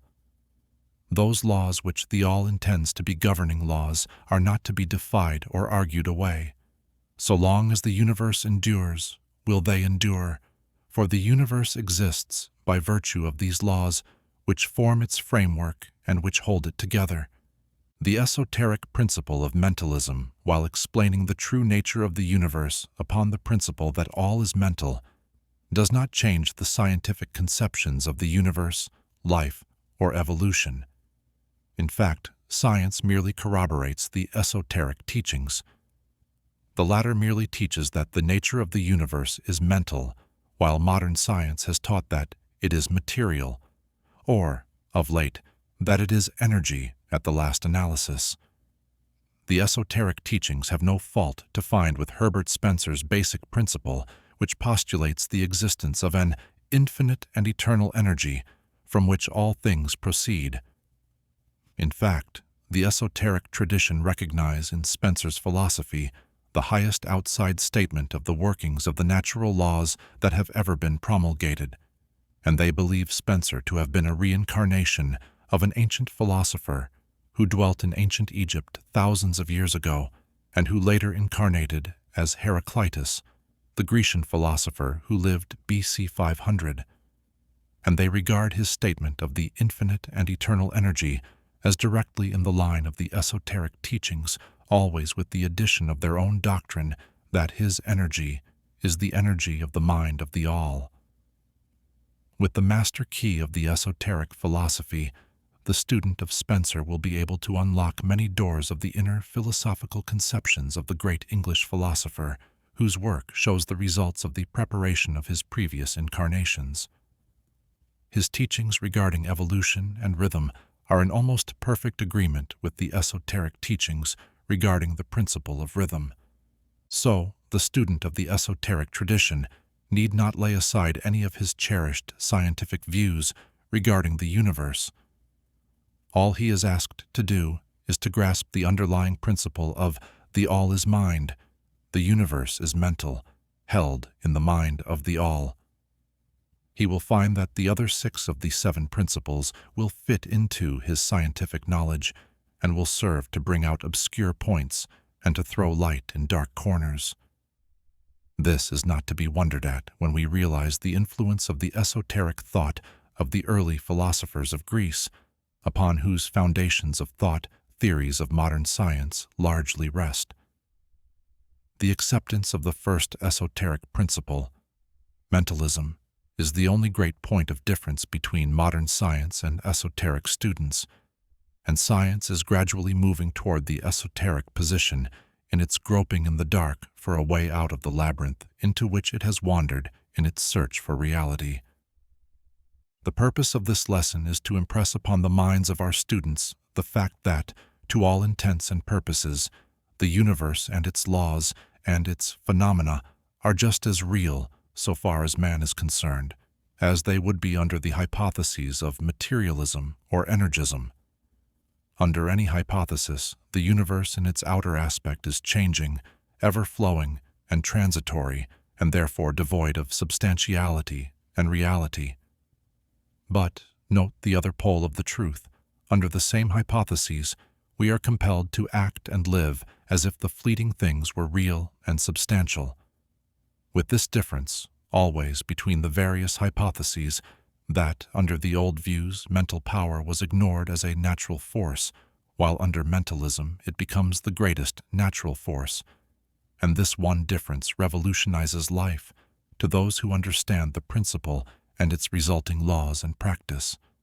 So, finally, students all grasp the advantage of mentalism and learn to know, use, and apply the laws resulting therefrom.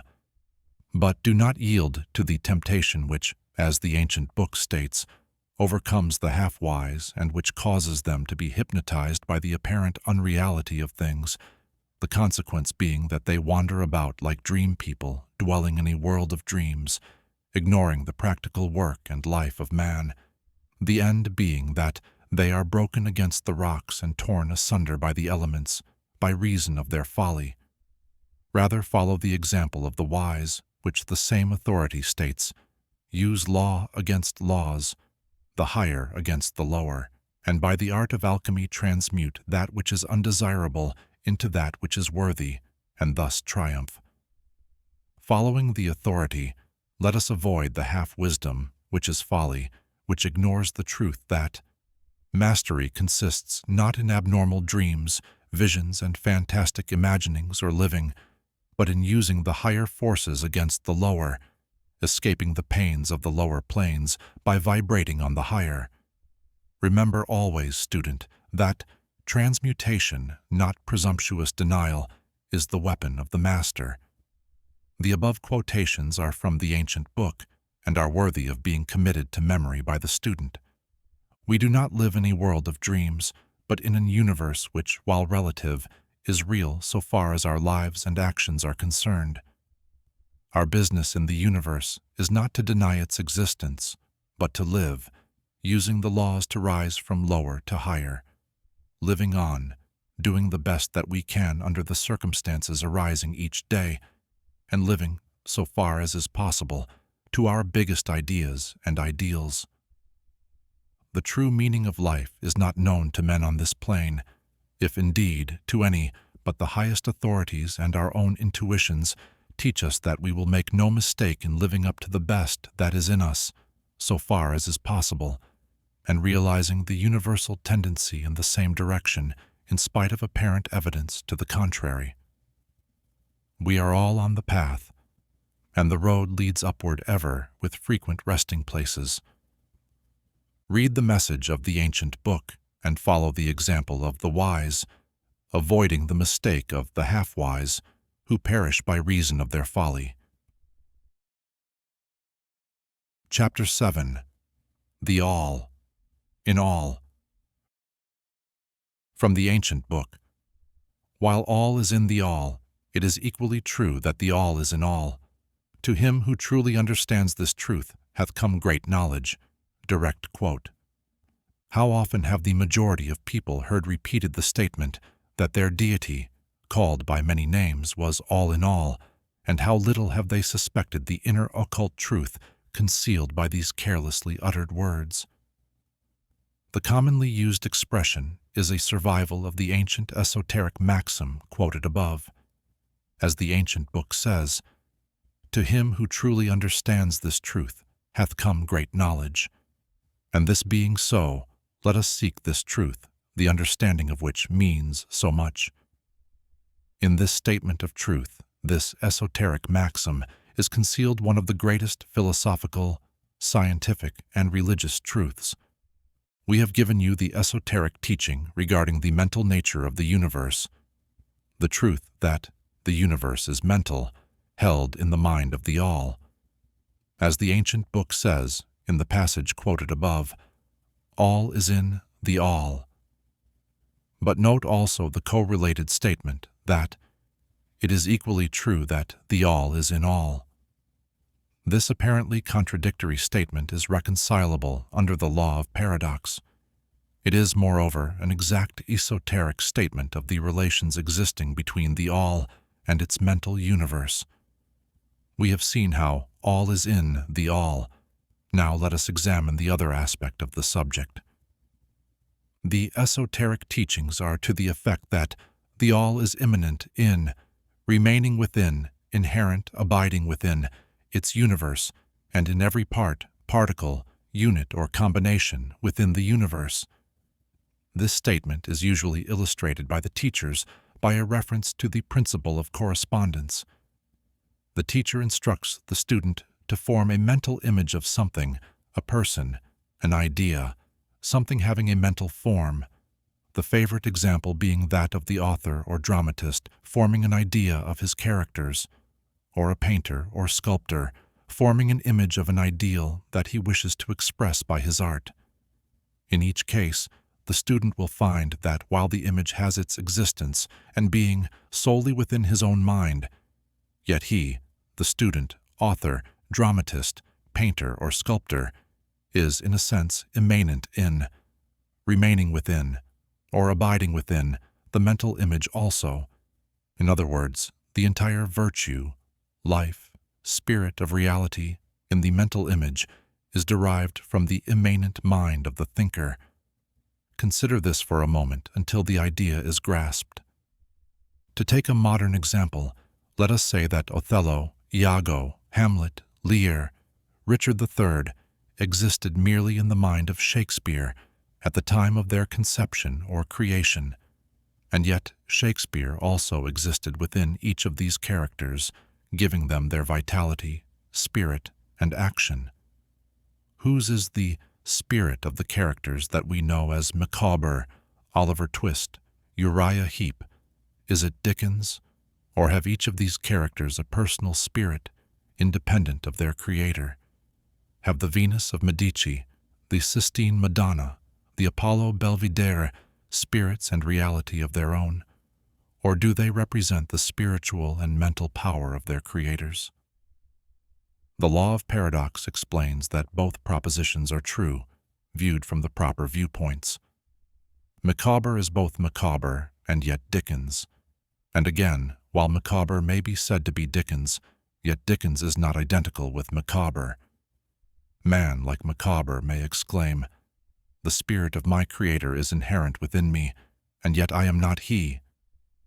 How different this from the shocking half-truth so vociferously announced by certain of the half-wise who fill the air with their raucous cries of, "I am God."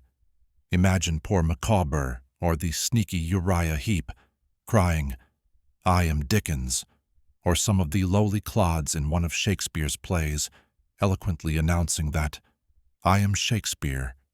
The all is in the earthworm, and yet the earthworm is far from being the all." And still the wonder remains that though the earthworm exists merely as a lowly thing, created and having its being solely within the mind of the all, yet the all is immanent in the earthworm and in the particles that go to make up the earthworm.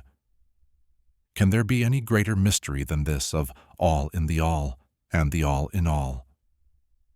The student will, of course, realize that the illustrations given above are necessarily imperfect and inadequate, for they represent the creation of mental images in finite minds, while the universe is a creation of infinite mind, and the difference between the two poles separates them. And yet it is merely a matter of degree. The same principle is in operation. The principle of correspondence manifests in each.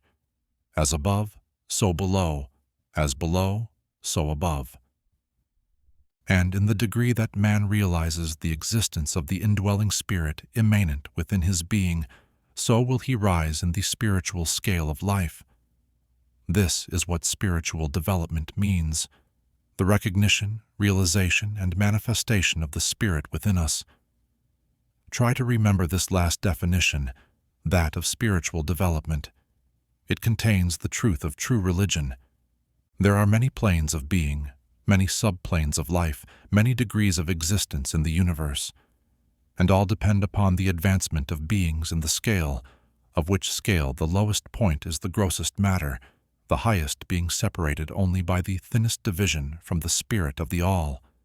And upward and onward, along this scale of life, everything is moving. All are on the path, whose end is the all. All progress is a returning home. All is upward and onward, in spite of all seemingly contradictory appearances. Such is the message of the illumined. The esoteric teachings concerning the process of the mental creation of the universe are that, at the beginning of the creative cycle, the All, in its aspect of being, projects its will toward its aspect of becoming, and the process of creation begins. It is taught that the process consists of the lowering of vibration until a very low degree of vibratory energy is reached, at which point the grossest possible form of matter is manifested. This process is called the stage of involution, in which the all becomes involved, or wrapped up, in its creation. This process is believed by the ones who follow the Master of Wisdom to have a correspondence to the mental process of an artist, writer, or inventor who becomes so wrapped up in his mental creation as to almost forget his own existence, and who, for the time being, almost lives in his creation. If instead of wrapped, we use the word wrapped, perhaps we will give a better idea of what is meant. This involuntary stage of creation is sometimes called the outpouring of the divine energy, just as the evolutionary state is called the indrawing. The extreme pole of the creative process is considered to be the furthest removed from the all, while the beginning of the evolutionary stage is regarded as the beginning of the return swing of the pendulum of rhythm, a coming home idea being held in all of the esoteric teachings. The teachings are that during the outpouring, the vibrations become lower and lower until finally the urge ceases and the return swing begins. But there is this difference, that while in the outpouring, the creative forces manifest compactly and as a whole, yet from the beginning of the evolutionary or indrawing stage, there is manifested the law of individualization, that is, the tendency to separate into units of force, so that finally that which left the all, as unindividualized energy, returns to its source as countless highly developed units of life, having risen higher and higher in the scale by means of physical, mental, and spiritual evolution. The ancient ones who follow the Master of Wisdom use the word meditation in describing the process of the mental creation of the universe in the mind of the all, the word contemplation also being frequently employed. but the idea intended seems to be that of the employment of the divine attention. Attention is a word derived from the Latin root, meaning to reach out, to stretch out. And so the act of attention is really a mental reaching out, extension of mental energy, so that the underlying idea is readily understood when we examine into the real meaning of attention. The esoteric teachings regarding the process of evolution are that the All, having meditated upon the beginning of the creation, having thus established the material foundations of the universe, having thought it into existence, then gradually awakens or rouses from its meditation, and in so doing starts into manifestation the process of evolution on the material, mental, and spiritual planes, successively and in order. Thus the upward movement begins, and all begins to move spiritward. Matter becomes less gross, the units spring into being, the combinations begin to form, life appears and manifests in higher and higher forms, and mind becomes more and more in evidence, the vibrations constantly becoming higher.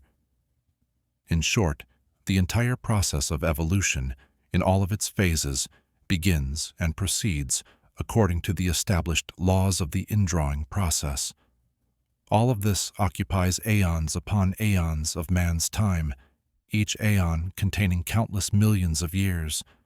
But yet the illumined inform us that the entire creation, including involution and evolution of an universe, is but as the twinkle of the eye to the All. At the end of countless cycles of aeons of time, the All withdraws its attention, its contemplation and meditation of the universe, for the great work is finished, and all is withdrawn into the All from which it emerged. But mystery of mysteries, the spirit of each soul is not annihilated, but is infinitely expanded. The created and the Creator are merged. Such is the report of the illumined. The above illustration of the meditation and subsequent awakening from meditation of the All is, of course, but an attempt of the teachers to describe the infinite process by a finite example. And yet, as below, so above. The difference is merely in degree. And just as the All arouses itself from the meditation upon the universe, so does man, in time, cease from manifesting upon the material plane, and withdraws himself more and more into the indwelling spirit, which is indeed the divine ego. There is one more matter of which we desire to speak in this lesson, and that comes very near to an invasion of the metaphysical field of speculation, although our purpose is merely to show the futility of such speculation. We allude to the question which inevitably comes to the mind of all thinkers who have ventured to seek the truth. The question is, why does the All create universes? The question may be asked in different forms, but the above is the gist of the inquiry. Men have striven hard to answer this question, but still there is no answer worthy of the name. Some have imagined that the All had something to gain by it, but this is absurd, for what could the All gain that it did not already possess? Others have sought the answer in the idea that the All wished something to love, and others that it created for pleasure, or amusement, or because it was lonely, or to manifest its power, all puerile explanations and ideas belonging to the childish period of thought. Others have sought to explain the mystery by assuming that the All found itself compelled to create by reason of its own internal nature, its creative instinct. This idea is in advance of the others, but its weak point lies in the idea of the All being compelled by anything, internal or external. If its internal nature, or creative instinct, compelled it to do anything, then the internal nature, or creative instinct, would be the absolute instead of the All, and so accordingly that part of the proposition falls. And yet the All does create and manifest, and seems to find some kind of satisfaction in so doing. And it is difficult to escape the conclusion that in some infinite degree it must have what would correspond to an inner nature, or creative instinct, in man, with correspondingly infinite desire and will. It could not act unless it willed to act, and it would not will to act unless it desired to act, and it would not desire to act unless it obtained some satisfaction thereby. And all of these things would belong to an inner nature, and might be postulated as existing according to the law of correspondence. But still, we prefer to think of the all as acting entirely free from any influence, internal as well as external. That is the problem which lies at the root of difficulty, and the difficulty that lies at the root of the problem. Strictly speaking, there cannot be said to be any reason whatsoever for the all to act, for a reason implies a cause, and the all is above cause and effect, except when it wills to become a cause, at which time the principle is set into motion. So, you see, the matter is unthinkable, just as the all is unknowable. Just as we say the all merely is, so we are compelled to say that the all acts because it acts. At the last, the all is all reason in itself, all law in itself, all action in itself, and it may be said, truthfully, that the all is its own reason, its own law, its own act, or still further, that the all, its reason, its act, is law, are one, all being names for the same thing. In the opinion of those who are giving you these present lessons, the answer is locked up in the inner self of the all, along with its secret of being. The law of correspondence, in our opinion, reaches only to that aspect of the all, which may be spoken of as the aspect of becoming. Back of that aspect is the aspect of being, in which all laws are lost in law, all principles merge into principle, and the all, principle and being are identical, one and the same. Therefore, metaphysical speculation on this point is futile. We go into the matter here merely to show that we recognize the question and also the absurdity of the ordinary answers of metaphysics and theology. In conclusion, it may be of interest to our students to learn that while some of the ancient and modern esoteric teachers have rather inclined in the direction of applying the principle of correspondence to the question with the result of the inner nature conclusion, still the legends have it that the Master of Wisdom, the Great, when asked this question by his advanced students, answered them by pressing his lips tightly together and saying not a word, indicating that there was no answer. But then, he may have intended to apply the foundational assumption of his philosophy that the lips of wisdom are closed, except to the ears of understanding, believing that even his advanced students did not possess the understanding which entitled them to the teaching. At any rate, if the Master of Wisdom possessed the secret, he failed to impart it, and so far as the world is concerned, the lips of the Master of Wisdom are closed regarding it. And where the Great, the Master of Wisdom, hesitated to speak, what mortal may dare to teach? But remember that whatever be the answer to this problem, if indeed there be an answer, the truth remains that, while all is in the all, it is equally true that the all is in all. The teaching on this point is emphatic, and we may add the concluding words of the quotation, "To him who truly understands this truth hath come great knowledge." Chapter 8. Planes of Correspondence. From the ancient book, As above, so below, as below, so above. Direct quote. The great second esoteric principle embodies the truth that there is a harmony, agreement, and correspondence between the several planes of manifestation, life, and being. This truth is a truth because all that is included in the universe emanates from the same source, and the same laws, principles, and characteristics apply to each unit, or combination of units, of activity, as each manifests its own phenomena upon its own plane. For the purpose of convenience of thought and study, the esoteric philosophy considers that the universe may be divided into three great classes of phenomena, known as the three great planes, namely 1. the great physical plane. 2. The great mental plane. 3. The great spiritual plane.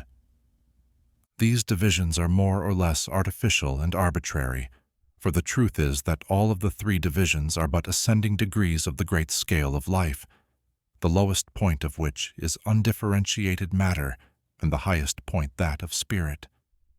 And moreover, the different planes shade into each other, so that no hard and fast division may be made between the higher phenomena of the physical and the lower of the mental, or between the higher of the mental and the lower of the physical. In short, the three great planes may be regarded as three great groups of degrees of life manifestation. While the purposes of this little book do not allow us to enter into an extended discussion of, or explanation of, the subject of these different planes, still we think it well to give a general description of the same at this point. At the beginning, we may as well consider the question so often asked by the neophyte who desires to be informed regarding the meaning of the word plane, which term has been very freely used and very poorly explained in many recent works upon the subject of occultism. The question is generally about as follows: is a plane a place having dimensions, or is it merely a condition or state? We answer, no, not a place, nor ordinary dimension of space, and yet more than a state or condition. It may be considered as a state or condition, and yet the state or condition is a degree of dimension in a scale subject to measurement. Somewhat paradoxical, is it not? But let us examine the matter. A dimension, you know, is a measure in a straight line, relating to measure, etc.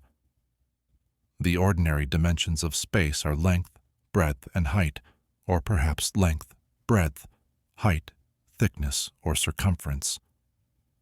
But there is another dimension of created things, or measure in a straight line, known to occultists and to scientists as well, although the latter have not as yet applied the term dimension to it. And this new dimension, which, by the way, is the much speculated about fourth dimension, is the standard used in determining the degrees or planes. This fourth dimension may be called the dimension of vibration. It is a fact well known to modern science, as well as to the ones who follow the Master of Wisdom, who have embodied the truth in their third esoteric principle, that everything is in motion, everything vibrates, nothing is at rest. From the highest manifestation to the lowest, everything and all things vibrate. Not only do they vibrate at different rates of motion, but as in different directions and in a different manner. The degrees of the rate of vibrations constitute the degrees of measurement on the scale of vibrations, in other words, the degrees of the fourth dimension. And these degrees form what occultists call planes. The higher the degree of rate of vibration, the higher the plane, and the higher the manifestation of life occupying that plane. So that while a plane is not a place, nor yet a state or condition, yet it possesses qualities common to both. We shall have more to say regarding the subject of the scale of vibrations in our next lessons, in which we shall consider the esoteric principle of vibration. You will kindly remember, however, that the three great planes are not actual divisions of the phenomena of the universe, but merely arbitrary terms used by the ones who follow the Master of Wisdom in order to aid in the thought and study of the various degrees and forms of universal activity and life.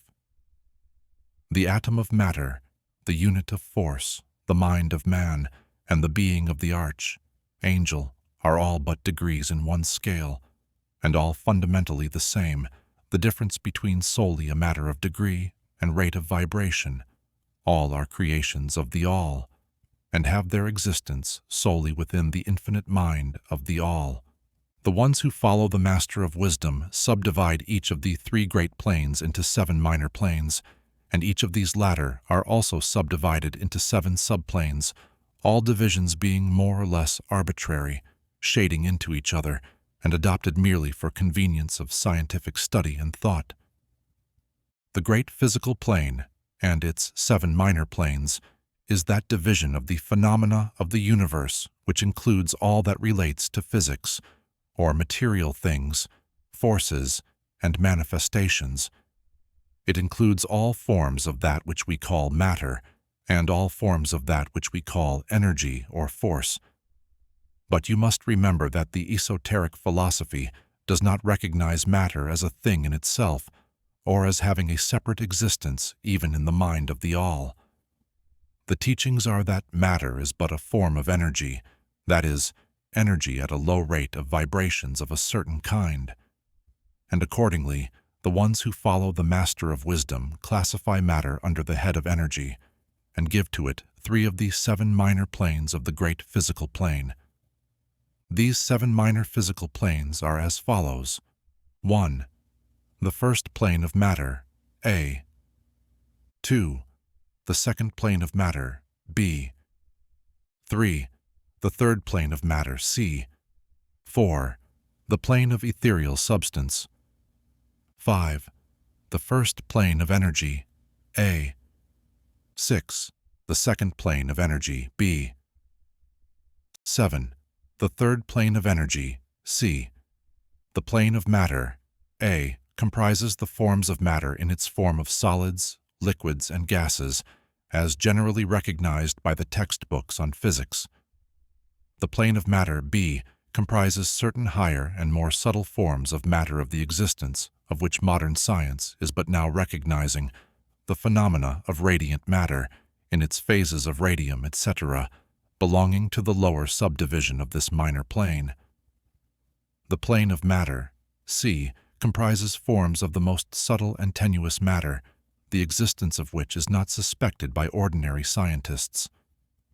The plane of ethereal substance comprises that which science speaks of as the ether, a substance of extreme tenuity and elasticity, pervading all universal space and acting as a medium for the transmission of waves of energy, such as light, heat, electricity, etc. This ethereal substance forms a connecting link between matter, so-called, and energy, and partakes of the nature of each.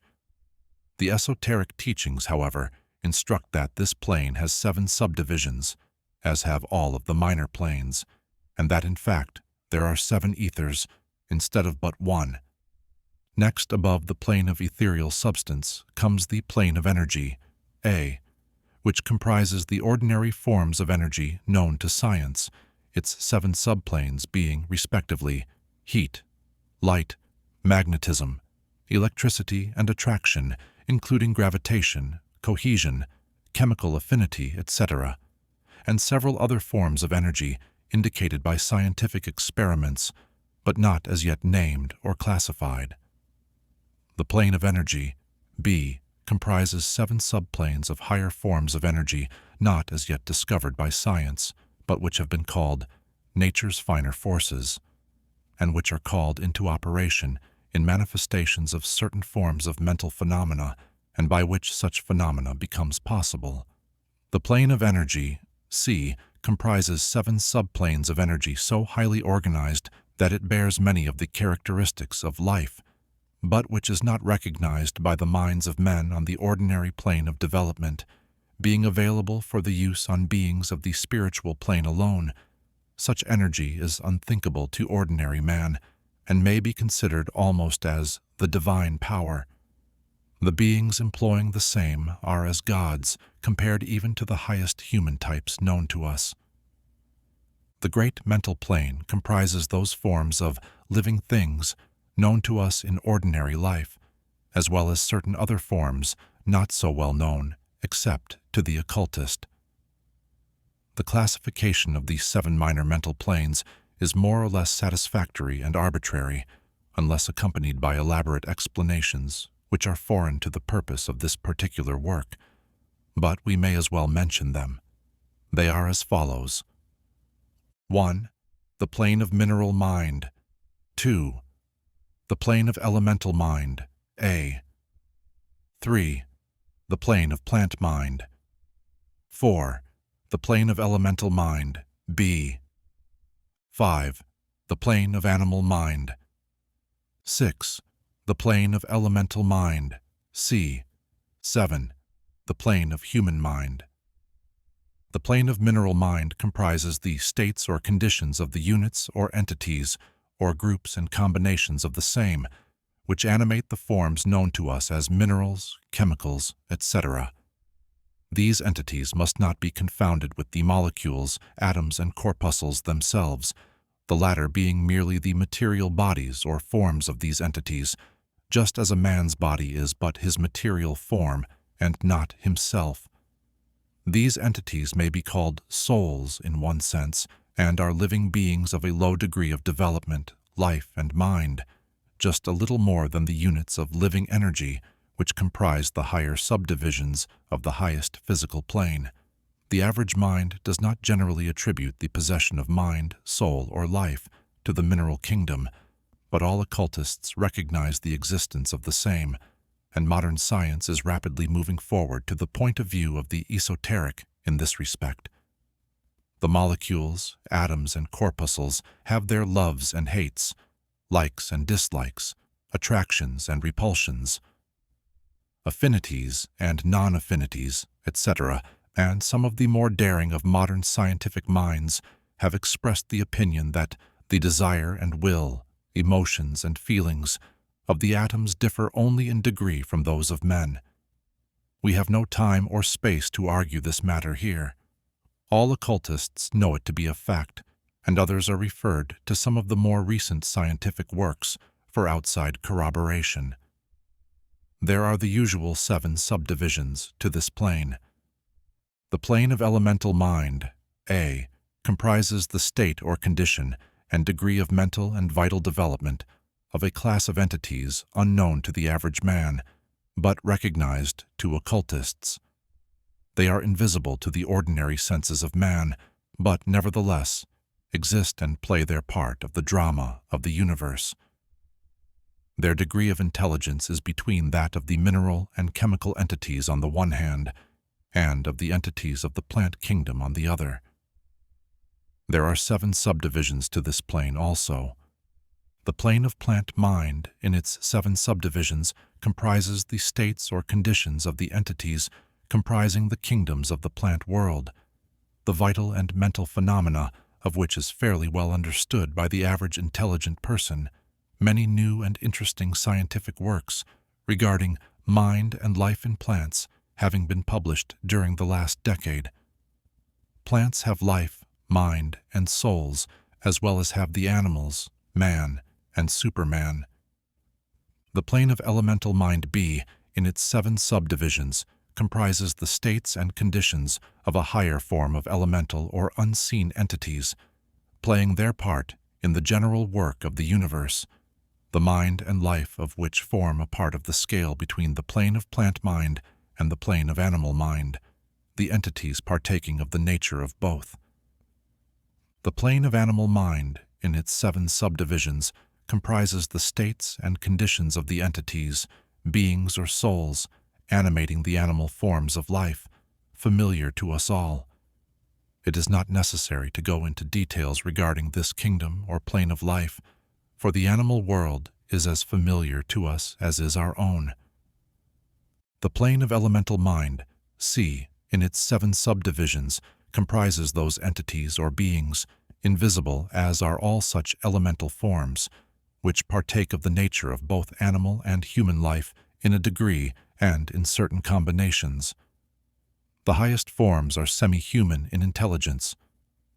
The plane of human mind, in its 7 subdivisions, comprises those manifestations of life and mentality which are common to man in his various grades, degrees, and divisions. In this connection, we wish to point out the fact that the average man of today occupies but the 4th subdivision of the plane of human mind, and only the most intelligent have crossed the borders of the 5th subdivision. It has taken the race millions of years to reach this stage, and it will take many more years for the race to move on to the 6th and 7th subdivisions and beyond. But remember that there have been races before us which have passed through these degrees and then onto higher planes. Our own race is the 5th, with stragglers from the 4th, which has set foot upon the path. And then there are a few advanced souls of our own race who have outstripped the masses, and who have passed on to the sixth and seventh subdivision, and some few being still further on. The man of the sixth subdivision will be the Superman, he of the seventh will be the Overman. In our consideration of the 7 minor mental planes, we have merely referred to the 3 elementary planes in a general way. We do not wish to go into this subject in detail in this work, for it does not belong to this part of the general philosophy and teachings. But we may say this much in order to give you a little clearer idea of the relations of these planes to the more familiar ones. The elementary planes bear the same relation to the planes of mineral, plant, animal, and human mentality and life that the black keys on the piano do to the white keys. The white keys are sufficient to produce music, but there are certain scales, melodies, and harmonies in which the black keys play their part, and in which their presence is necessary. They are also necessary as connecting links of soul condition, entity states, etc., between the several other planes, certain forms of development being attained therein, this last fact giving to the reader who can read between the lines a new light upon the processes of evolution and a new key to the secret door of the leaps of life between kingdom and kingdom. The great kingdoms of elementals are fully recognized by all occultists, and the esoteric writings are full of mention of them. The readers of Bulwer's, Sanoni, and similar tales will recognize the entities inhabiting these planes of life. Passing on from the great mental plane to the great spiritual plane, what shall we say?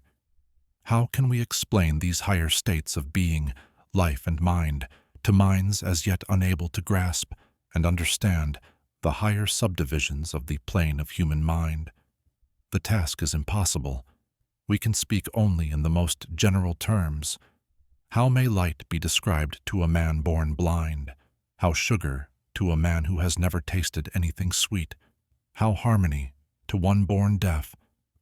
All that we can say is that the 7 minor planes of the great spiritual plane, each minor plane having its 7 subdivisions, comprise beings possessing life, mind, and form, as far above that of man of today as the latter is above the earthworm, mineral, or even certain forms of energy or matter.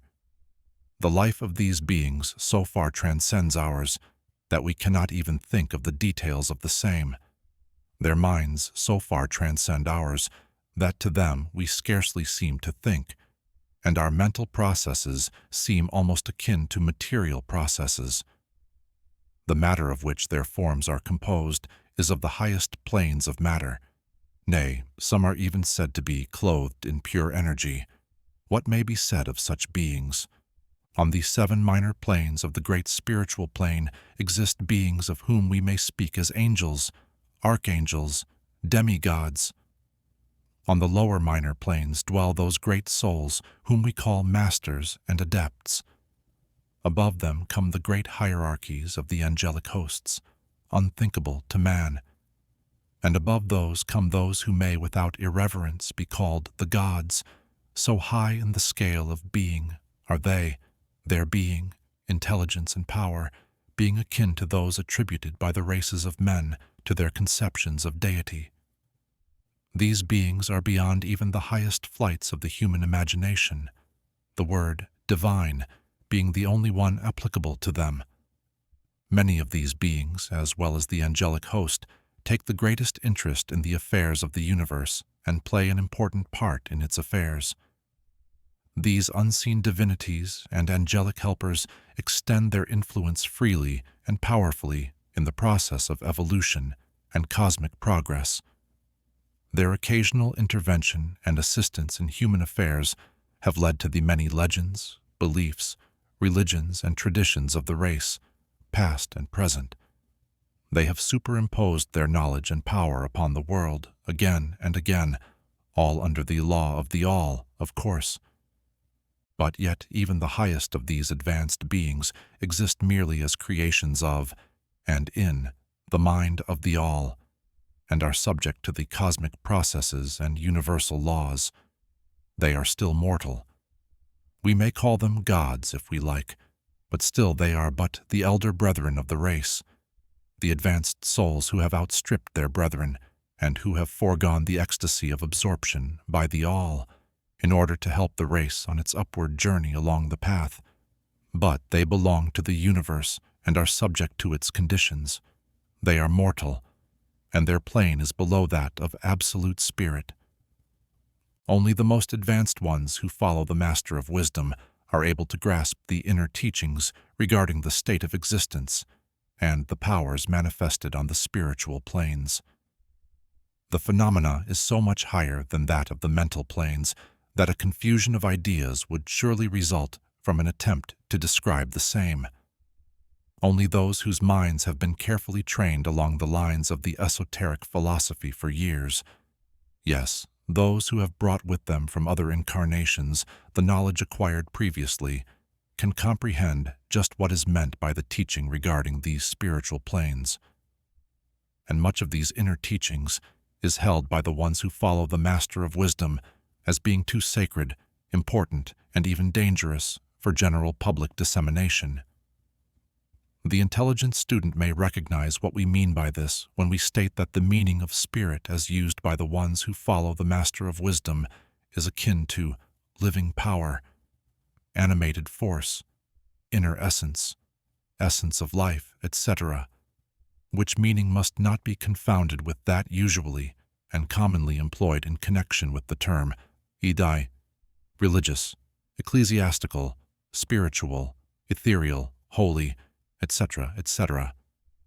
To occultists, the word spirit is used in the sense of the animating principle, carrying with it the idea of power, living energy, mystic force, etc.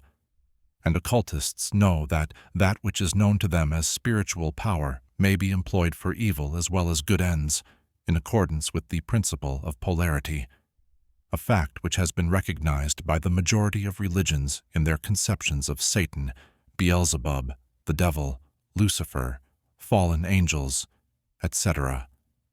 And so, the knowledge regarding these planes has been kept in the Holy of Holies in all esoteric fraternities and occult orders, in the secret chamber of the temple. But this may be said here, that those who have attained high spiritual powers and have misused them have a terrible fate in store for them, and the swing of the pendulum of rhythm will inevitably swing them back to the furthest extreme of material existence, from which point they must retrace their steps spiritward along the weary rounds of the path, but always with the added torture of having always with them a lingering memory of the heights from which they fell owing to their evil actions.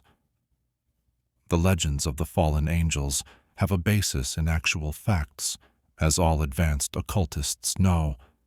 The striving for selfish power on the spiritual planes inevitably results in the selfish soul losing its spiritual balance and falling back as far as it had previously risen.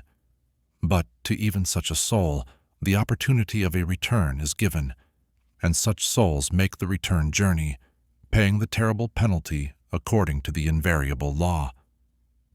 In conclusion, we would again remind you that according to the principle of correspondence, which embodies the truth, as above, so below, as below, so above, all of these 7 esoteric principles are in full operation on all of the many planes, physical, mental, and spiritual. The principle of mental substance, of course, applies to all the planes, for all are held in the mind of the all. The principle of correspondence manifests in all, for there is a correspondence, harmony, and agreement between the several planes. The principle of vibration manifests on all planes. In fact, the very differences that go to make the planes arise from vibration, as we have explained. The principle of polarity manifests on each plane, the extremes of the poles being apparently opposite and contradictory. The principle of rhythm manifests on each plane, the movement of the phenomena having its ebb and flow, rise and flow, incoming and outgoing. The principle of cause and effect manifests on each plane, every effect having its cause and every cause having its effect. The principle of gender manifests on each plane, the creative energy being always manifest and operating along the lines of its masculine and feminine aspects. As above, so below, as below, so above. This centuries-old esoteric foundational assumption embodies one of the great principles of universal phenomena. As we proceed with our consideration of the remaining principles, we will see even more clearly the truth of the universal nature of this great principle of correspondence. Chapter 9. Vibration. From the ancient book, "Nothing rests, everything moves, everything vibrates." Direct quote. The great third esoteric principle, the principle of vibration, embodies the truth that motion is manifest in everything in the universe, that nothing is at rest, that everything moves, vibrates, and circles. This esoteric principle was recognized by some of the early Greek philosophers who embodied it in their systems. But then, for centuries, it was lost sight of by the thinkers outside of the esoteric ranks. But in the 19th century, physical science rediscovered the truth, and the 20th century scientific discoveries have added additional proof of the correctness and truth of this centuries-old esoteric doctrine. The esoteric teachings are that not only is everything in constant movement and vibration, but that the differences between the various manifestations of the universal power are due entirely to the varying rate and mode of vibrations. Not only this, but that even the all in itself manifests a constant vibration of such an infinite degree of intensity and rapid motion that it may be practically considered as at rest, the teachers directing the attention of the students to the fact that even on the physical plane, a rapidly moving object, such as a revolving wheel, seems to be at rest. The teachings are to the effect that spirit is at one end of the pole of vibration, the other pole being certain extremely gross forms of matter. Between these two poles are millions upon millions of different rates and modes of vibration. Modern science has proven that all that we call matter and energy are but modes of vibratory motion, and some of the more advanced scientists are rapidly moving toward the positions of the occultists who hold that the phenomena of mind are likewise modes of vibration or motion. Let us see what science has to say regarding the question of vibrations in matter and energy. In the first place, science teaches that all matter manifests, in some degree, the vibrations arising from temperature or heat. Be an object cold or hot, both being but degrees of the same things, it manifests certain heat vibrations, and in that sense is in motion and vibration. Then all particles of matter are in circular movement, from corpuscle to suns. The planets revolve around suns, and many of them turn on their axes. The suns move around greater central points, and these are believed to move around still greater, and so on, ad infinitum. The molecules of which the particular kinds of matter are composed are in a state of constant vibration and movement around each other and against each other. The molecules are composed of atoms, which likewise are in a state of constant movement and vibration. The atoms are composed of corpuscles, sometimes called electrons, ions, etc., which also are in a state of rapid motion, revolving around each other, and which manifest a very rapid state and mode of vibration. And so we see that all forms of matter manifest vibration, in accordance with the esoteric principle of vibration. And so it is with the various forms of energy. Science teaches that light, heat, magnetism, and electricity are but forms of vibratory motion connected in some way with, and probably emanating from the ether. Science does not as yet attempt to explain the nature of the phenomena known as cohesion, which is the principle of molecular attraction, nor chemical affinity, which is the principle of atomic attraction, nor gravitation, the greatest mystery of the three, which is the principle of attraction by which every particle or mass of matter is bound to every other particle or mass. These three forms of energy are not as yet understood by science, yet the writers incline to the opinion that these too are manifestations of some form of vibratory energy, a fact which the ones who follow the Master of Wisdom have held and taught for ages past. The universal ether, which is postulated by science without its nature being understood clearly, is held by the ones who follow the Master of Wisdom to be but a higher manifestation of that which is erroneously called matter, that is to say, matter at a higher degree of vibration, and is called by them the ethereal substance. The ones who follow the Master of Wisdom teach that this ethereal substance is of extreme tenuity and elasticity, and pervades universal space, serving as a medium of transmission of waves of vibratory energy, such as heat, light, electricity, magnetism, etc. The teachings are that the ethereal substance is a connecting link between the forms of vibratory energy known as matter on the one hand, and energy or force on the other, and also that it manifests a degree of vibration in rate and mode entirely its own. Scientists have offered the illustration of a rapidly moving wheel, top, or cylinder to show the effects of increasing rates of vibration. The illustration supposes a wheel, top, or revolving cylinder running at a low rate of speed. We will call this revolving thing the object in following out the illustration. Let us suppose the object moving slowly. It may be seen readily, but no sound of its movement reaches the ear. The speed is gradually increased.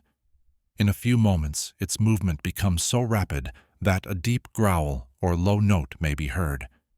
Then, as the rate is increased, the note rises one in the musical scale. Then, the motion being still further increased, the next highest note is distinguished. Then, one after another, all the notes of the musical scale appear, rising higher and higher as the motion is increased. Finally, when the motions have reached a certain rate, the final note perceptible to human ears is reached, and the shrill, piercing shriek dies away, and silence follows. No sound is heard from the revolving object, the rate of motion being so high that the human ear cannot register the vibrations. Then comes the perception of rising degrees of heat. Then, after quite a time, the eye catches a glimpse of the object becoming a dull, dark, reddish color. As the rate increases, the red becomes brighter. Then, as the speed is increased, the red melts into an orange. Then the orange melts into a yellow. Then follow successively the shades of green, blue, indigo, and finally violet as the rate of speed increases. Then the violet shades away, and all color disappears, the human eye not being able to register them. But there are invisible rays emanating from the revolving object, the rays that are used in photographing, and other subtle rays of light. Then begin to manifest the peculiar rays known as the X-rays, etc., as the constitution of the object changes. Electricity and magnetism are emitted when the appropriate rate of vibration is attained. When the object reaches a certain rate of vibration, its molecules disintegrate and resolve themselves into the original elements or atoms. Then the atoms, following the principle of vibration, are separated into the countless corpuscles of which they are composed. And finally, even the corpuscles disappear, and the object may be said to be composed of the ethereal substance.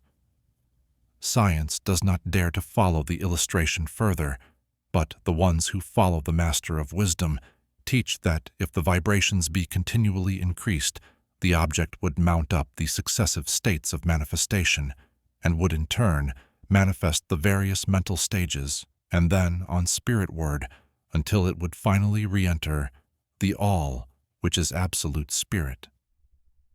The object, however, would have ceased to be an object long before the stage of ethereal substance was reached, but otherwise the illustration is correct, inasmuch as it shows the effect of constantly increased rates and modes of vibration. It must be remembered in the above illustration that at the stages at which the object throws off vibrations of light, heat, etc., it is not actually resolved into those forms of energy, which are much higher in the scale, but simply that it reaches a degree of vibration in which those forms of energy are liberated, in a degree, from the confining influences of its molecules, atoms, and corpuscles, as the case may be. These forms of energy, although much higher in the scale than matter, are imprisoned and confined in the material combinations by reason of the energies manifesting through and using material forms, but thus becoming entangled and confined in their creations of material forms, which, to an extent, is true of all creations, the creating force becoming involved in its creation. But the esoteric teachings go much further than do those of modern science. They teach that all manifestation of thought, emotion, reason, will, or desire, or any mental state or condition, are accompanied by vibrations, a portion of which are thrown off and which tend to affect the minds of other persons by induction. This is the principle which produces the phenomena of telepathy, mental influence, and other forms of the action and power of mind over mind, with which the general public is rapidly becoming acquainted, owing to the wide dissemination of occult knowledge by the various schools, cults, and teachers along these lines at this time. Every thought, emotion, or mental state has its corresponding rate and mode of vibration, and by an effort of the will of the person or of other persons, these mental states may be reproduced, just as a musical tone may be reproduced by causing an instrument to vibrate at a certain rate, just as color may be reproduced in the same way. By a knowledge of the principle of vibration as applied to mental phenomena, one may polarize his mind at any degree he wishes, thus gaining a perfect control over his mental states, moods, etc. In the same way, he may affect the minds of others, producing the desired mental states in them. In short, he may be able to produce on the mental plane that which science produces on the physical plane, namely, vibrations at will. This power, of course, may be acquired only by the proper instruction, exercises, practice, etc., the science being that of mental transmutation, one of the branches of the esoteric art. A little reflection on what we have said will show the student that the principle of vibration underlies the wonderful phenomena of the power manifested by the masters and adepts, who are able to apparently set aside the laws of nature, but who, in reality, are simply using one law against another, one principle against others, and who accomplish their results by changing the vibrations of material objects or forms of energy, and thus perform what are commonly called miracles. As one of the old esoteric writers has truly said, "He who understands the principle of vibration has grasped the scepter of power." Chapter 10. Polarity. From the ancient book.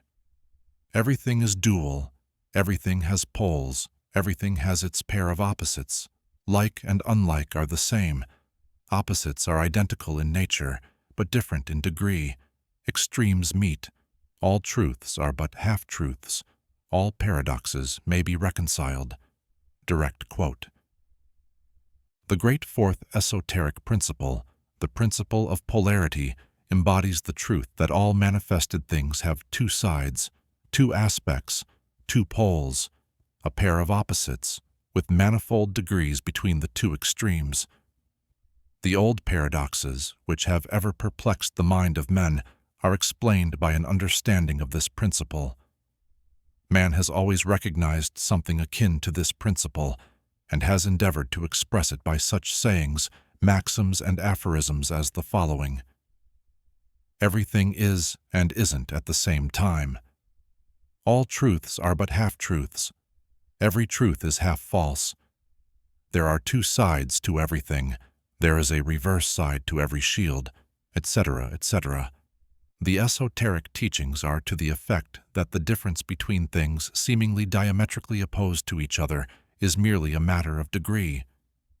It teaches that, the pairs of opposites may be reconciled, and that thesis and antithesis are identical in nature, but different in degree, and that the universal reconciliation of opposites is effected by a recognition of this principle of polarity.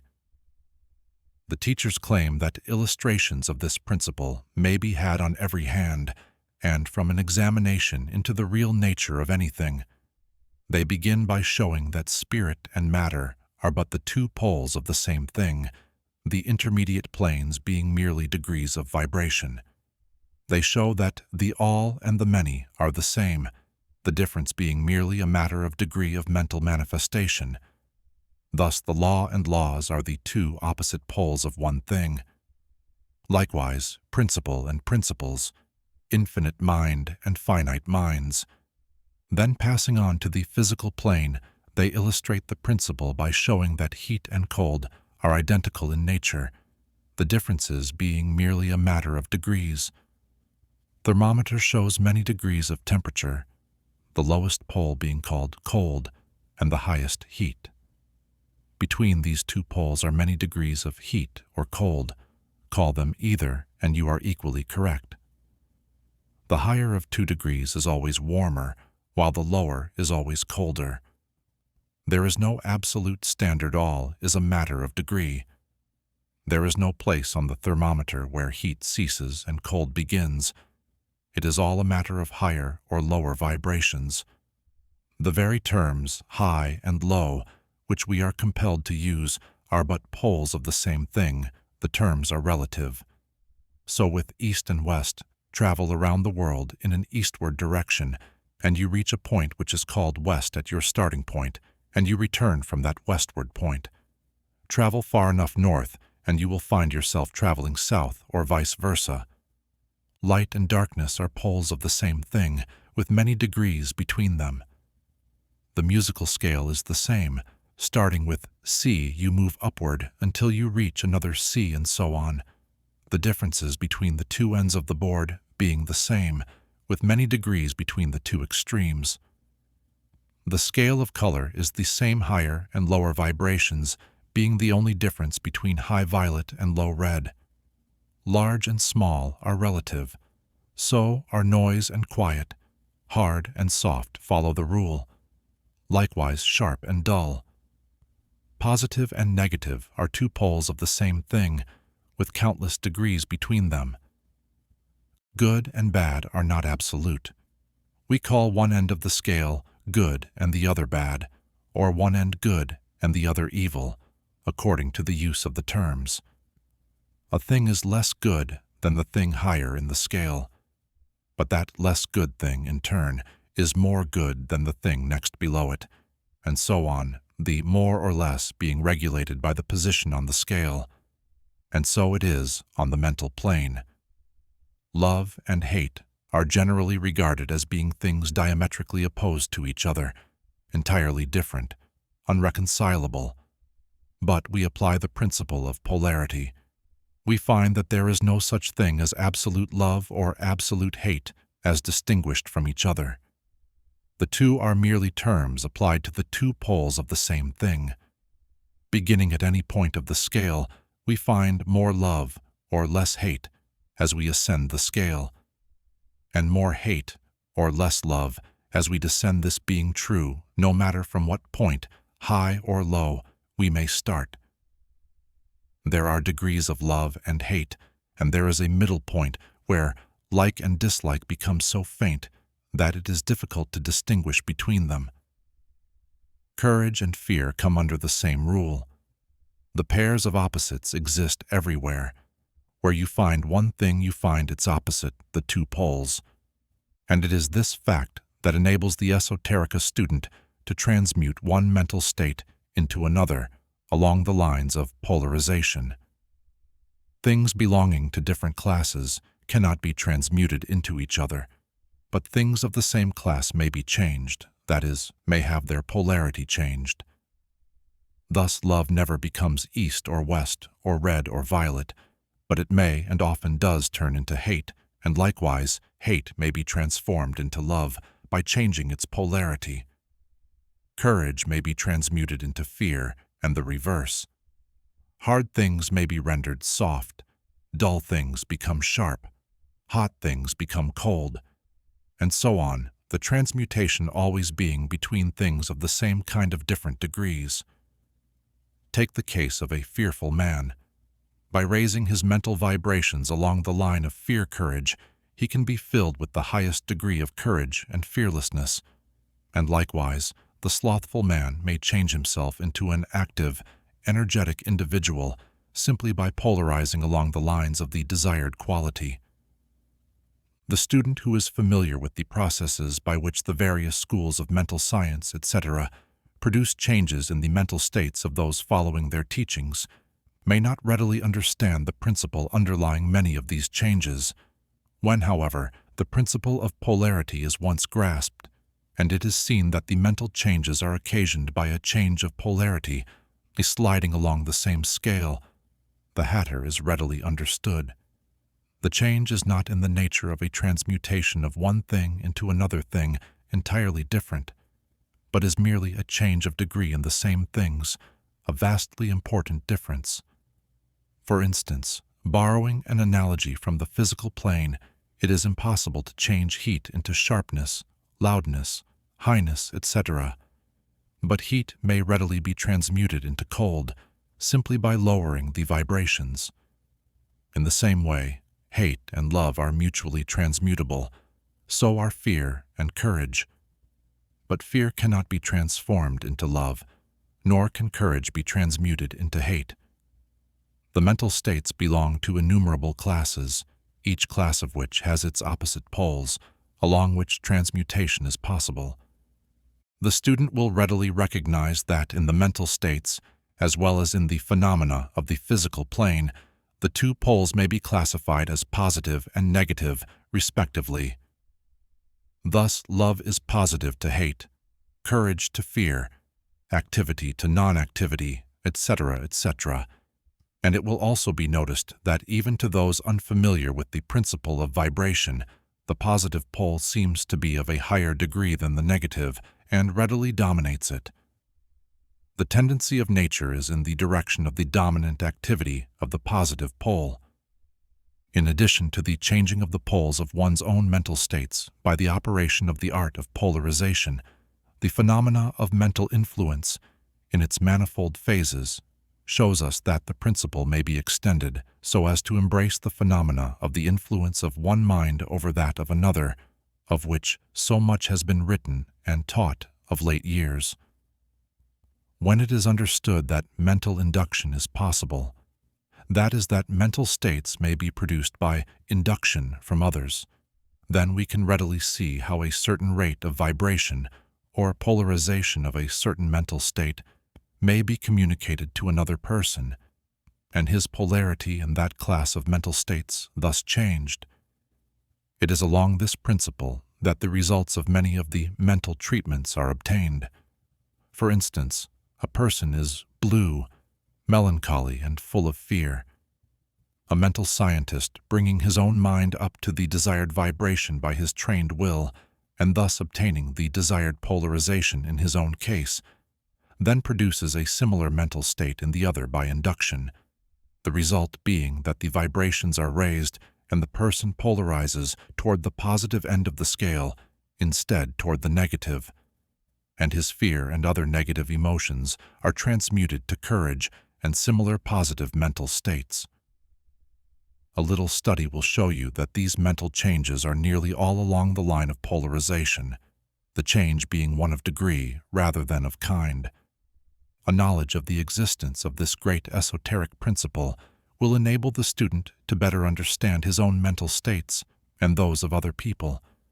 He will see that these states are all matters of degree, and seeing thus, he will be able to raise or lower the vibration at will, to change his mental poles, and thus be master of his mental states, instead of being their servant and slave.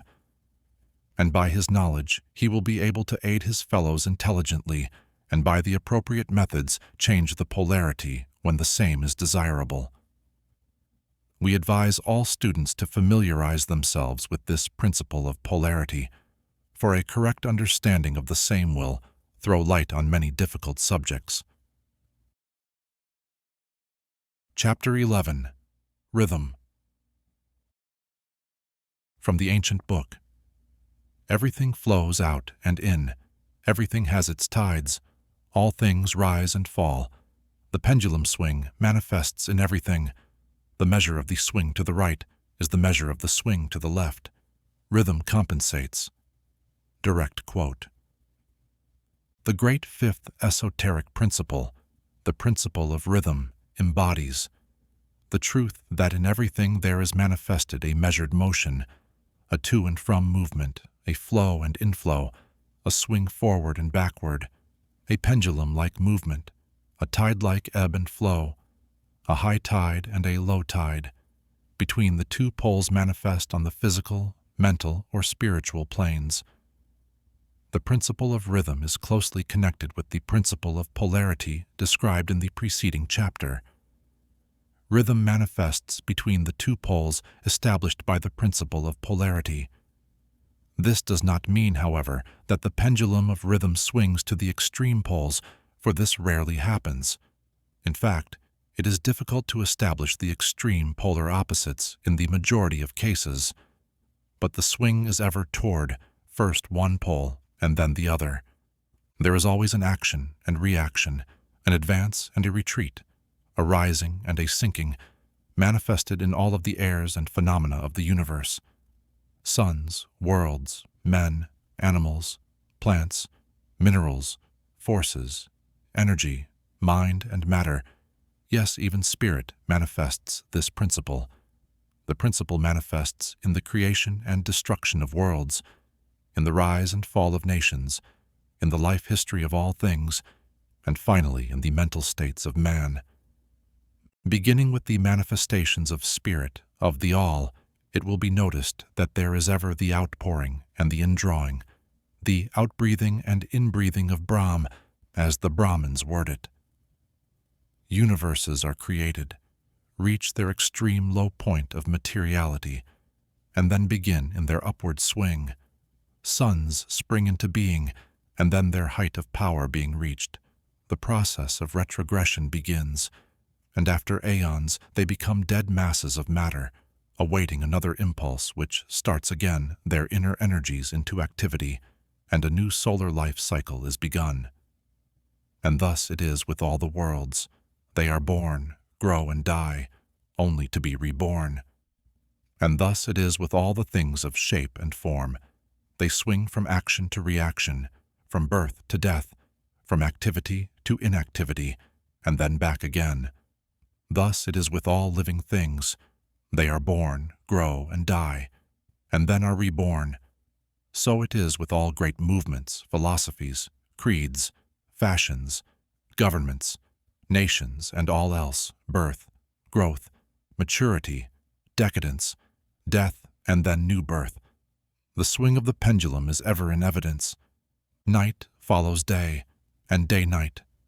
The pendulum swings from summer to winter, and then back again. The corpuscles, atoms, molecules, and all masses of matter swing around the circle of their nature. There is no such thing as absolute rest or cessation from movement, and all movement partakes of rhythm. The principle is of universal application. It may be applied to any question or phenomena of any of the many planes of life. It may be applied to all phases of human activity. There is always the rhythmic swing from one pole to the other. The universal pendulum is ever in motion. The tides of life flow in and out according to law. The principle of rhythm is well understood by modern science and is considered a universal law as applied to material things. But the ones who follow the Master of Wisdom carry the principle much further and know that its manifestations and influence extend to the mental activities of man, and that it accounts for the bewildering succession of moods, feelings, and other annoying and perplexing changes that we notice in ourselves. But the ones who follow the Master of Wisdom by studying the operations of this principle have learned to escape some of its activities by transmutation. The esoteric masters long since discovered that while the principle of rhythm was invariable and ever in evidence in mental phenomena, still there were two planes of its manifestation so far as mental phenomena are concerned. They discovered that there were two general planes of consciousness, the lower and the higher, the understanding of which fact enabled them to rise to the higher plane and thus escape the swing of the rhythmic pendulum which manifested on the lower plane. In other words, the swing of the pendulum occurred on the unconscious plane, and the consciousness was not affected. This they call the law of neutralization. Its operations consist in the raising of the ego above the vibrations of the unconscious plane of mental activity, so that the negative swing of the pendulum is not manifested in consciousness, and therefore they are not affected. It is akin to rising above a thing and letting it pass beneath you.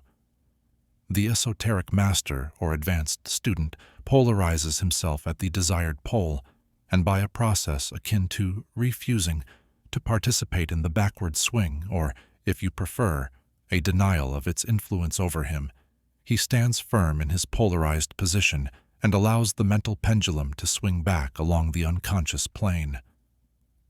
All individuals who have attained any degree of self-mastery accomplish this, more or less unknowingly, and by refusing to allow their moods and negative mental states to affect them, they apply the law of neutralization.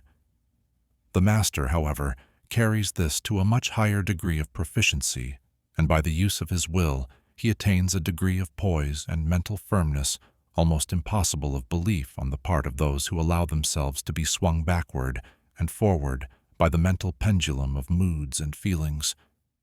The importance of this will be appreciated by any thinking person who realizes what creatures of moods, feelings, and emotion the majority of people are, and how little mastery of themselves they manifest. If you will stop and consider a moment, you will realize how much these swings of rhythm have affected you in your life, how a period of enthusiasm has been invariably followed by an opposite feeling and mood of depression. Likewise, your moods and periods of courage have been succeeded by equal moods of fear. And so it has ever been with the majority of persons. Tides of feeling have ever risen and fallen with them, but they have never suspected the cause or reason of the mental phenomena. An understanding of the workings of this principle will give one the key to the mastery of these rhythmic swings of feeling, and will enable him to know himself better and to avoid being carried away by these inflows and outflows. The will is superior to the conscious manifestation of this principle, although the principle itself can never be destroyed. We may escape its effects, but the principle operates nevertheless. The pendulum ever swings, although we may escape being carried along with it. There are other features of the operation of this principle of rhythm, of which we wish to speak at this point. There comes into its operations that which is known as the law of compensation. One of the definitions or meanings of the word compensate is to counterbalance, which is the sense in which the ones who follow the Master of Wisdom use the term. It is this law of compensation to which the ancient book refers when it says, "The measure of the swing to the right is the measure of the swing to the left. Rhythm compensates." The law of compensation is that the swing in one direction determines the swing in the opposite direction, or to the opposite pole. The one balances, or counterbalances, the other. On the physical plane, we see many examples of this law. The pendulum of the clock swings a certain distance to the right, and then an equal distance to the left. The seasons balance each other in the same way. The tides follow the same law, and the same law is manifested in all the phenomena of rhythm. The pendulum, with a short swing in one direction, has but a short swing in the other, while the long swing to the right invariably means the long swing to the left. An object hurled upward to a certain height has an equal distance to traverse on its return. The force with which a projectile is sent upward a mile is reproduced when the projectile returns to the earth on its return journey. This law is constant on the physical plane, as reference to the standard authorities will show you. but the ones who follow the Master of Wisdom carry it still further. They teach that a man's mental states are subject to the same law. The man who enjoys keenly is subject to keen suffering, while he who feels but little pain is capable of feeling but little joy. The pig suffers but little mentally and enjoys but little. He is compensated. And on the other hand, there are other animals who enjoy keenly, but whose nervous organism and temperament cause them to suffer exquisite degrees of pain, and so it is with man. There are temperaments which permit of but low degrees of enjoyment and equally low degrees of suffering, while there are others which permit the most intense enjoyment but also the most intense suffering. The rule is that the capacity for pain and pleasure in each individual are balanced. The law of compensation is in full operation here. But the ones who follow the Master of Wisdom go still further in this matter. They teach that before one is able to enjoy a certain degree of pleasure, he must have swung as far, proportionately, toward the other pole of feeling. They hold, however, that the negative is precedent to the positive in this matter. That is to say that in experiencing a certain degree of pleasure, it does not follow that he will have to pay up for it with a corresponding degree of pain. On the contrary, the pleasure is the rhythmic swing, according to the law of compensation, for a degree of pain previously experienced, either in the present life or in a previous incarnation. This throws a new light on the problem of pain. The ones who follow the Master of Wisdom regard the chain of lives as continuous and as forming a part of one life of the individual, so that in consequence the rhythmic swing is understood in this way, while it would be without meaning unless the truth of reincarnation is admitted. But the ones who follow the Master of Wisdom claim that the master or advanced student is able, to a great degree, to escape the swing toward pain by the process of neutralization before mentioned. By rising onto the higher plane of the ego, much of the experience that comes to those dwelling on the lower plane is avoided and escaped. The law of compensation plays an important part in the lives of men and women. It will be noticed that one generally pays the price of anything he possesses or lacks. If he has one thing, he lacks another. The balance is struck. No one can keep his penny and have the bit of cake at the same time. Everything has its pleasant and unpleasant sides. The things that one gains are always paid for by the things that one loses. The rich possess much that the poor lack, while the poor often possess things that are beyond the reach of the rich. The millionaire may have the inclination toward feasting, and the wealth wherewith to secure all the dainties and luxuries of the table, while he lacks the appetite to enjoy the same. He envies the appetite and digestion of the laborer who lacks the wealth and inclinations of the millionaire, and who gets more pleasure from his plain food than the millionaire could obtain even if his appetite were not jaded, nor his digestion ruined, for the wants, habits, and inclinations differ. And so it is through life. The law of compensation is ever in operation, striving to balance and counterbalance, and always succeeding in time, even though several lives may be required for the return swing of the pendulum of rhythm. Chapter 12. Causation. From the ancient book. Every cause has its effect. Every effect has its cause. Everything happens according to law. Chance is but a name for law not recognized. There are many planes of causation, but nothing escapes the law. Direct quote. The great sixth esoteric principle, the principle of cause and effect, embodies the truth that law pervades the universe, that nothing happens by chance, that chance is merely a term indicating cause existing but not recognized or perceived. That phenomena is continuous, without break or exception.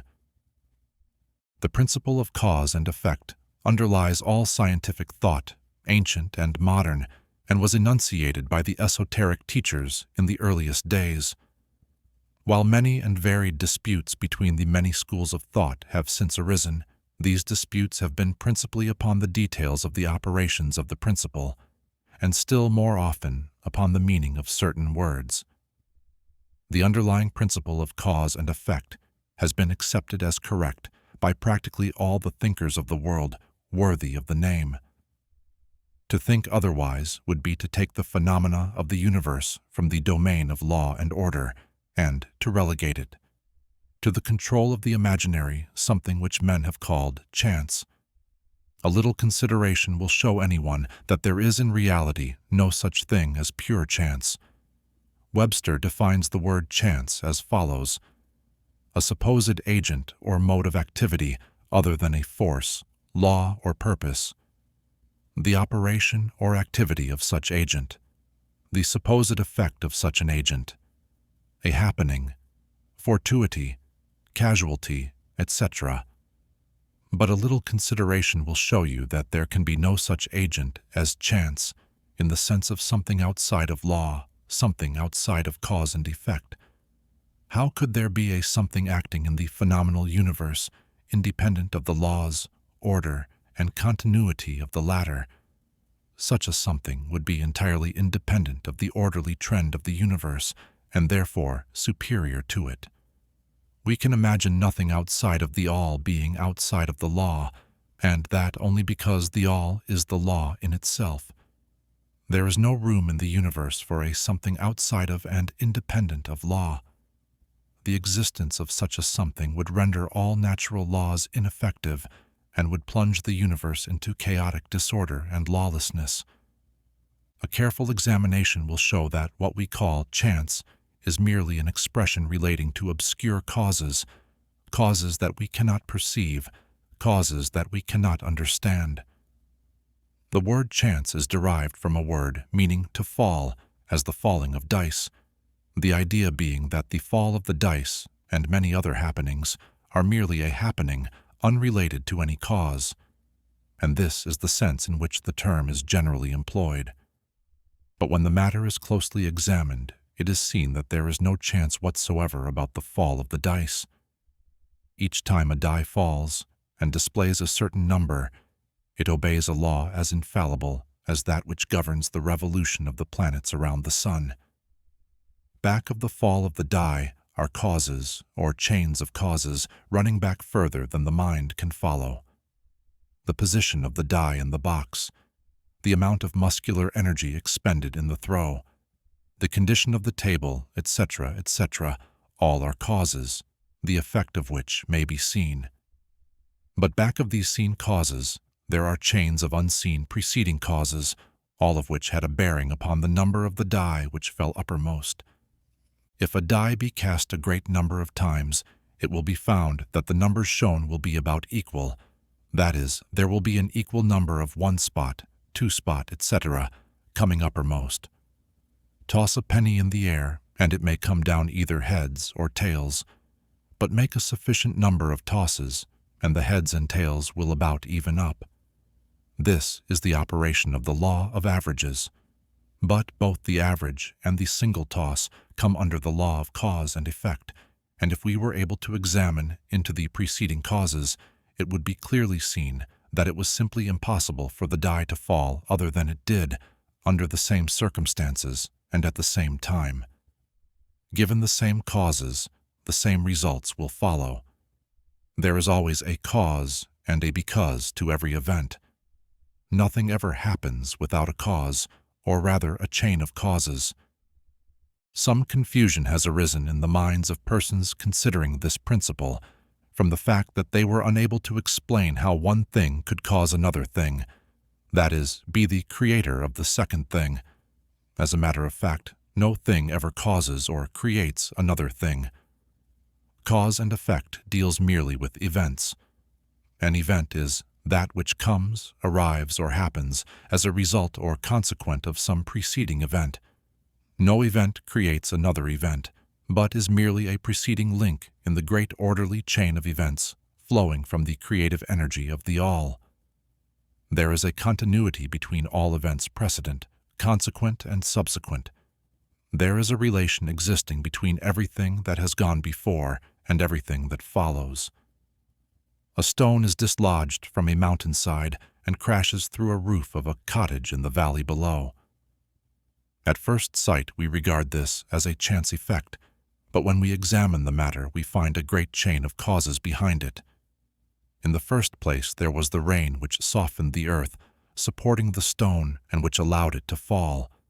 Then back of that was the influence of the sun, other rains, etc., which gradually disintegrated the piece of rock from a larger piece.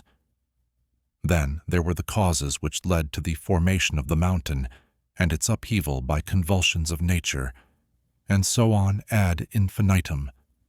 Then we might follow up the causes behind the rain, etc. Then we might consider the existence of the roof. In short, we would soon find ourselves involved in a mesh of cause and effect, from which we would soon strive to extricate ourselves. Just as a man has 2 parents and 4 grandparents and 8 great-grandparents and 16 great-great-grandparents, and so on until when, say, 40 generations are calculated, the numbers of ancestors run into many millions, so it is with the number of causes behind even the most trifling event or phenomena, such as the passage of a tiny speck of soot before your eye. It is not an easy matter to trace the bit of soot-hack to the early period of the world's history when it formed a part of a massive tree trunk, which was afterward converted into coal, and so on, until as the speck of soot it now passes before your vision on its way to other adventures. And a mighty chain of events, causes and effects brought it to its present condition, and the later is but one of the chain of events which will go to produce other events hundreds of years from now. One of the series of events arising from the tiny bit of soot was the writing of these lines, which caused the typesetter to perform certain work, the proofreader to do likewise, and which will arouse certain thoughts in your mind and that of others, which in turn will affect others, and so on and on and on, beyond the ability of man to think further, and all from the passage of a tiny bit of soot, all of which shows the relativity and association of things, and the further fact that there is no great, there is no small in the mind that causeth all. Stop to think a moment. If a certain man had not met a certain maid, away back in the dim period of the Stone Age, you who are now reading these lines would not now be here. And if perhaps the same couple had failed to meet, we who now write these lines would not now be here. And the very act of writing on our part and the act of reading on yours will affect not only the respective lives of yourself and ourselves, but will also have a direct or indirect effect upon many other people now living and who will live in the ages to come. Every thought we think, every act we perform, has its direct and indirect results, which fit into the great chain of cause and effect. We do not wish to enter into a consideration of free will or determinism in this work, for various reasons. Among the many reasons is the principal one that neither side of the controversy is entirely right in fact. Both sides are partially right, according to the esoteric teachings. The principle of polarity shows that both are but half-truths, the opposing poles of truth. The teachings are that a man may be both free and yet bound by necessity, depending upon the meaning of the terms and the height of truth from which the matter is examined. The ancient writers expressed the matter thus: the further the creation is from the center, the more it is bound. The nearer the center it reaches, the nearer free is it. The majority of people are more or less the slaves of heredity, environment, etc., and manifest very little freedom. They are swayed by the opinions, customs, and thoughts of the outside world, and also by their emotions, feelings, moods, etc. They manifest no mastery worthy of the name. They indignantly repudiate this assertion, saying, "Why, I certainly am free to act and do as I please. I do just what I want to do." But they fail to explain whence arise the want to and as I please. What makes them want to do one thing in preference to another? What makes them please to do this and not do that? Is there no because to their pleasing and wanting? The master can change these pleases and wants into others at the opposite end of the mental pole. He is able to will instead of to will because some feeling, mood, emotion, or environmental suggestion arouses a tendency or desire within him so to do. The majority of people are carried along like the falling stone, obedient to environment, outside influences and internal moods, desires, etc., not to speak of the desires and wills of others, stronger than themselves, heredity, environment, and suggestion carrying them along without resistance on their part, or the exercise of the will. Moved like the pawns on the checkerboard of life, they play their parts and are laid aside after the game is over. But the masters, knowing the rules of the game, rise above the plane of material life and, placing themselves in touch with the higher powers of their nature, dominate their own moods, characters, qualities, and polarity, as well as the environment surrounding them, and thus become movers in the game, instead of pawns, causes, instead of effects. The masters do not escape the causation of the higher planes, but fall in with the higher laws, and thus master circumstances on the lower plane. They thus form a conscious part of the law instead of being mere blind instruments. While they serve on the higher planes, they rule on the material plane. But on higher and on lower, the law is always in operation. There is no such thing as chance. The blind goddess has been abolished by reason. We are able to see now, with eyes made clear by knowledge, that everything is governed by universal law, that the infinite number of laws are but manifestations of the one great law, the law which is the All. It is true indeed that not a sparrow drops unnoticed by the mind of the Al, that even the hairs on our head are numbered, as the scriptures have said. There is nothing outside of law, nothing that happens contrary to it. And yet, do not make the mistake of supposing that man is but a blind automaton, far from that.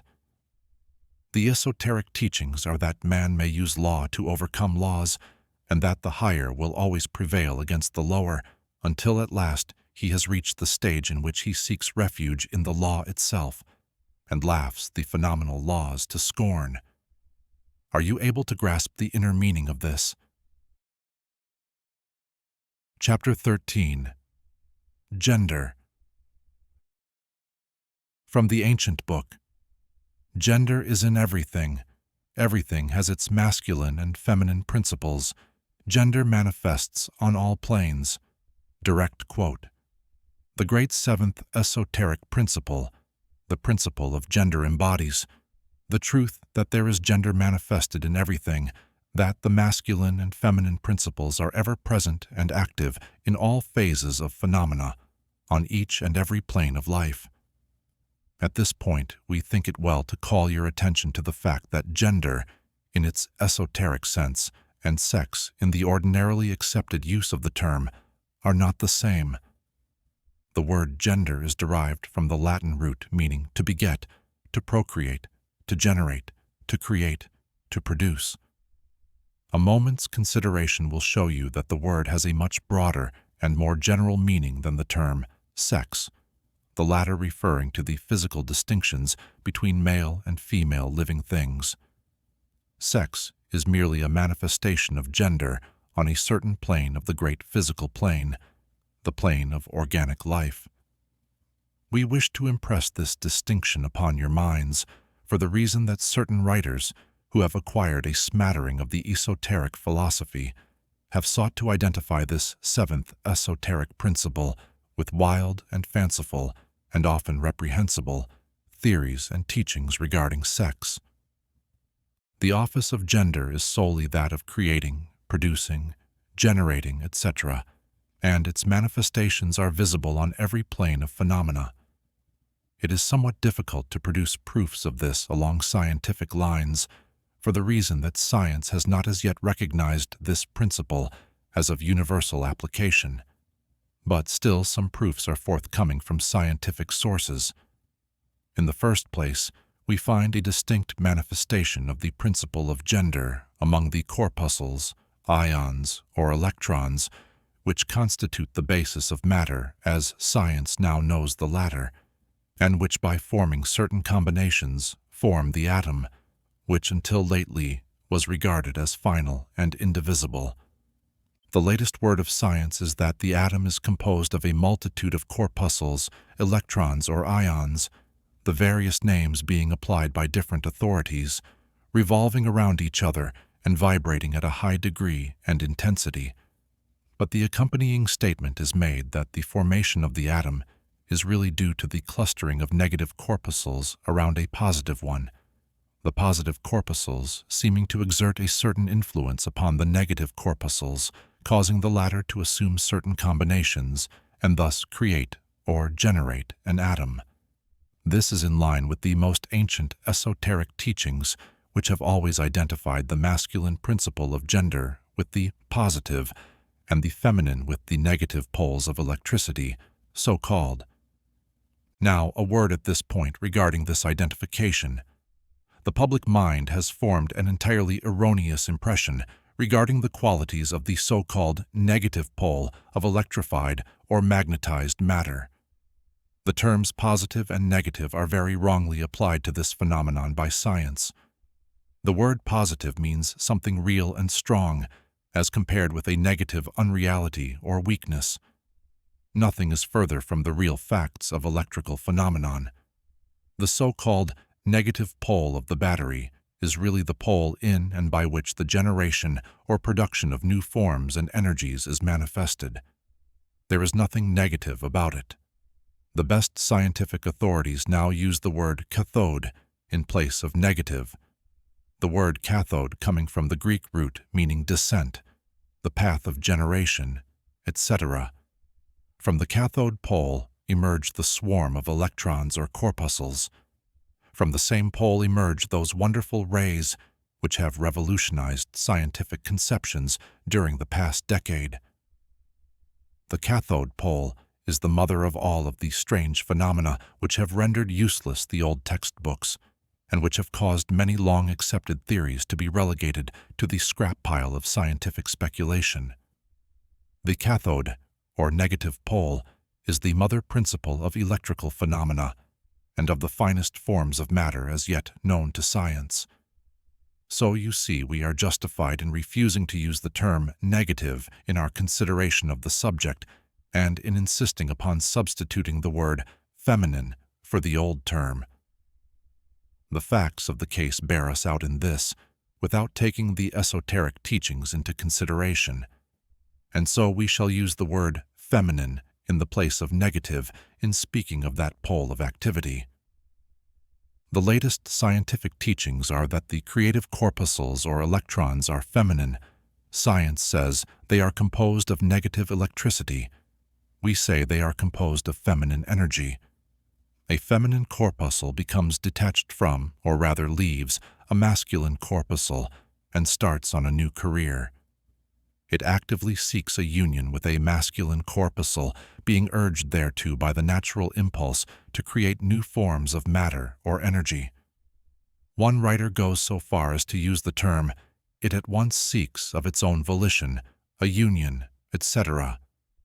This detachment and uniting form the basis of the greater part of the activities of the chemical world. When the feminine corpuscle unites with a masculine corpuscle, a certain process is begun. The feminine particles vibrate rapidly under the influence of the masculine energy and circle rapidly around the latter. The result is the birth of a new atom. This new atom is really composed of a union of the masculine and feminine electrons, or corpuscles.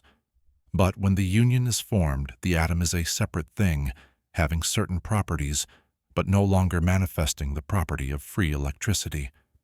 The process of detachment or separation of the feminine electrons is called ionization. These electrons or corpuscles are the most active workers in nature's field. Arising from their unions or combinations manifest the varied phenomena of light, heat, electricity, magnetism, attraction, repulsion, chemical affinity, and the reverse, and similar phenomena. And all this arises from the operation of the principle of gender on the plane of energy. The part of the masculine principle seems to be that of directing a certain inherent energy toward the feminine principle, and thus starting into activity the creative processes. But the feminine principle is the one always doing the active creative work, and this is so on all planes. And yet, each principle is incapable of operative energy without the assistance of the other. In some of the forms of life, the two principles are combined in one organism. For that matter, everything in the organic world manifests both genders. There is always the masculine present in the feminine form, and the feminine form.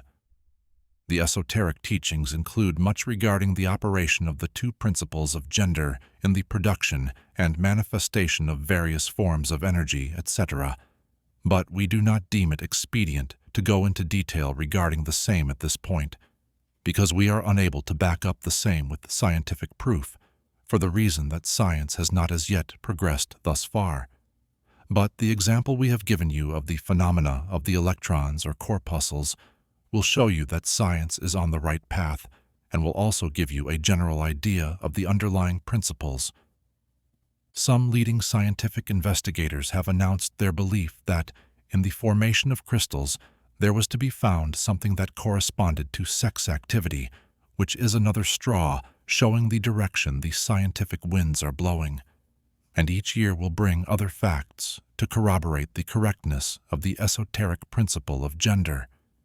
It will be found that gender is in constant operation and manifestation in the field of inorganic matter and in the field of energy or force. Electricity is now generally regarded as the something into which all other forms of energy seem to melt or dissolve. The electrical theory of the universe is the latest scientific doctrine and is growing rapidly in popularity and general acceptance. And it thus follows that if we are able to discover in the phenomena of electricity, even at the very root and source of its manifestations, a clear and unmistakable evidence of the presence of gender and its activities, we are justified in asking you to believe that science at last has offered proofs of the existence in all universal phenomena of that great esoteric principle, the principle of gender. It is not necessary to take up your time with the well-known phenomena of the attraction and repulsion of the atoms, chemical affinity, the loves and hates of the atomic particles, the attraction or cohesion between the molecules of matter. These facts are too well known to need extended comment from us. But have you ever considered that all of these things are manifestations of the gender principle? Can you not see that the phenomena is on all fours with that of the corpuscles or electrons? And more than this, can you not see the reasonableness of the esoteric teachings which assert that the very law of gravitation, that strange attraction by reason of which all particles and bodies of matter in the universe tend toward each other, is but another manifestation of the principle of gender, which operates in the direction of attracting the masculine to the feminine energies, and vice versa? We cannot offer you scientific proof of this at this time, but examine the phenomena in the light of the esoteric teachings on the subject, and see if you have not a better working hypothesis than any offered by physical science. Submit all physical phenomena to the test, and you will discern the principle of gender ever in evidence. Let us now pass on to a consideration of the operation of the principle on the mental plane. Many interesting features are there awaiting examination. Chapter 14. Mental Gender. Students of psychology who have followed the modern trend of thought along the lines of mental phenomena are struck by the persistence of the dual mind idea, which has manifested itself so strongly during the past 10 or 15 years, and which has given rise to a number of plausible theories regarding the nature and constitution of these two minds. The late Thomson J. Hudson attained great popularity in 1893 by advancing his well-known theory of the objective and subjective minds, which he held existed in every individual.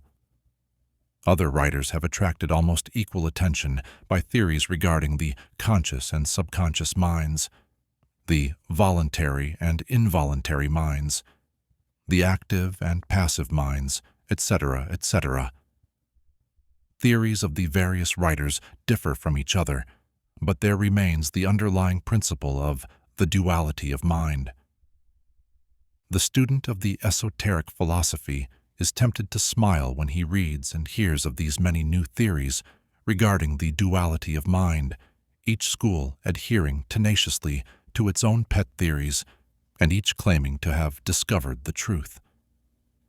The student turns back the pages of occult history, and away back in the dim beginnings of occult teachings, he finds references to the ancient esoteric doctrine of the principle of gender on the mental plane, the manifestation of mental gender. And examining further, he finds that the ancient philosophy took cognizance of the phenomenon of the dual mind and accounted for it by theory of mental gender. This idea of mental gender may be explained in a few words to students who are familiar with the modern theories just alluded to. The masculine principle of mind corresponds to the so-called objective mind, conscious mind, voluntary mind, active mind, etc., and the feminine principle of mind corresponds to the so-called subjective mind, subconscious mind, involuntary mind, passive mind, etc. Of course, the esoteric teachings do not agree with the many modern theories regarding the nature of the two phases of mind, nor does it admit many of the facts claimed for the two respective aspects, some of these said theories and claims being very far-fetched and incapable of standing the test of experiment and demonstration. We point to the phases of agreement merely for the purpose of helping the student to assimilate his previously acquired knowledge with the teachings of the esoteric philosophy. Students of Hudson will notice the statement at the beginning of his second chapter of The Law of Psychic Phenomena that the mystic jargon of the esoteric philosophers discloses the same general idea, i.e., the duality of mind.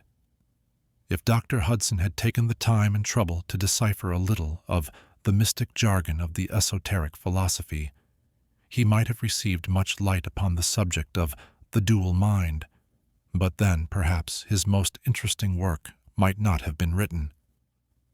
Let us now consider the esoteric teachings regarding mental gender.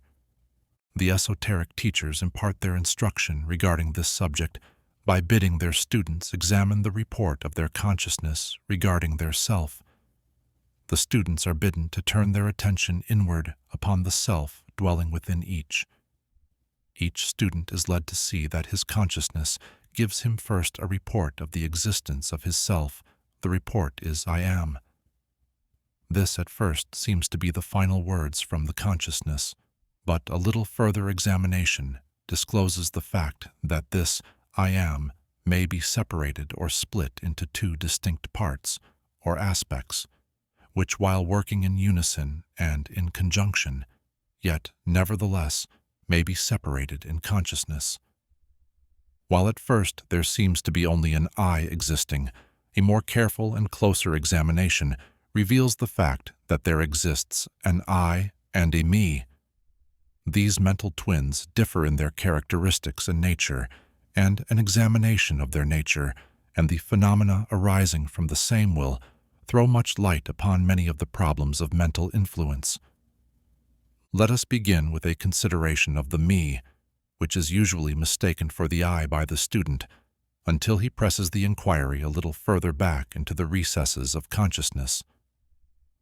A man thinks of his self, in its aspect of me, as being composed of certain feelings, tastes, likes, dislikes, habits, peculiar ties, characteristics, etc., all of which go to make up his personality, or the self known to himself and others.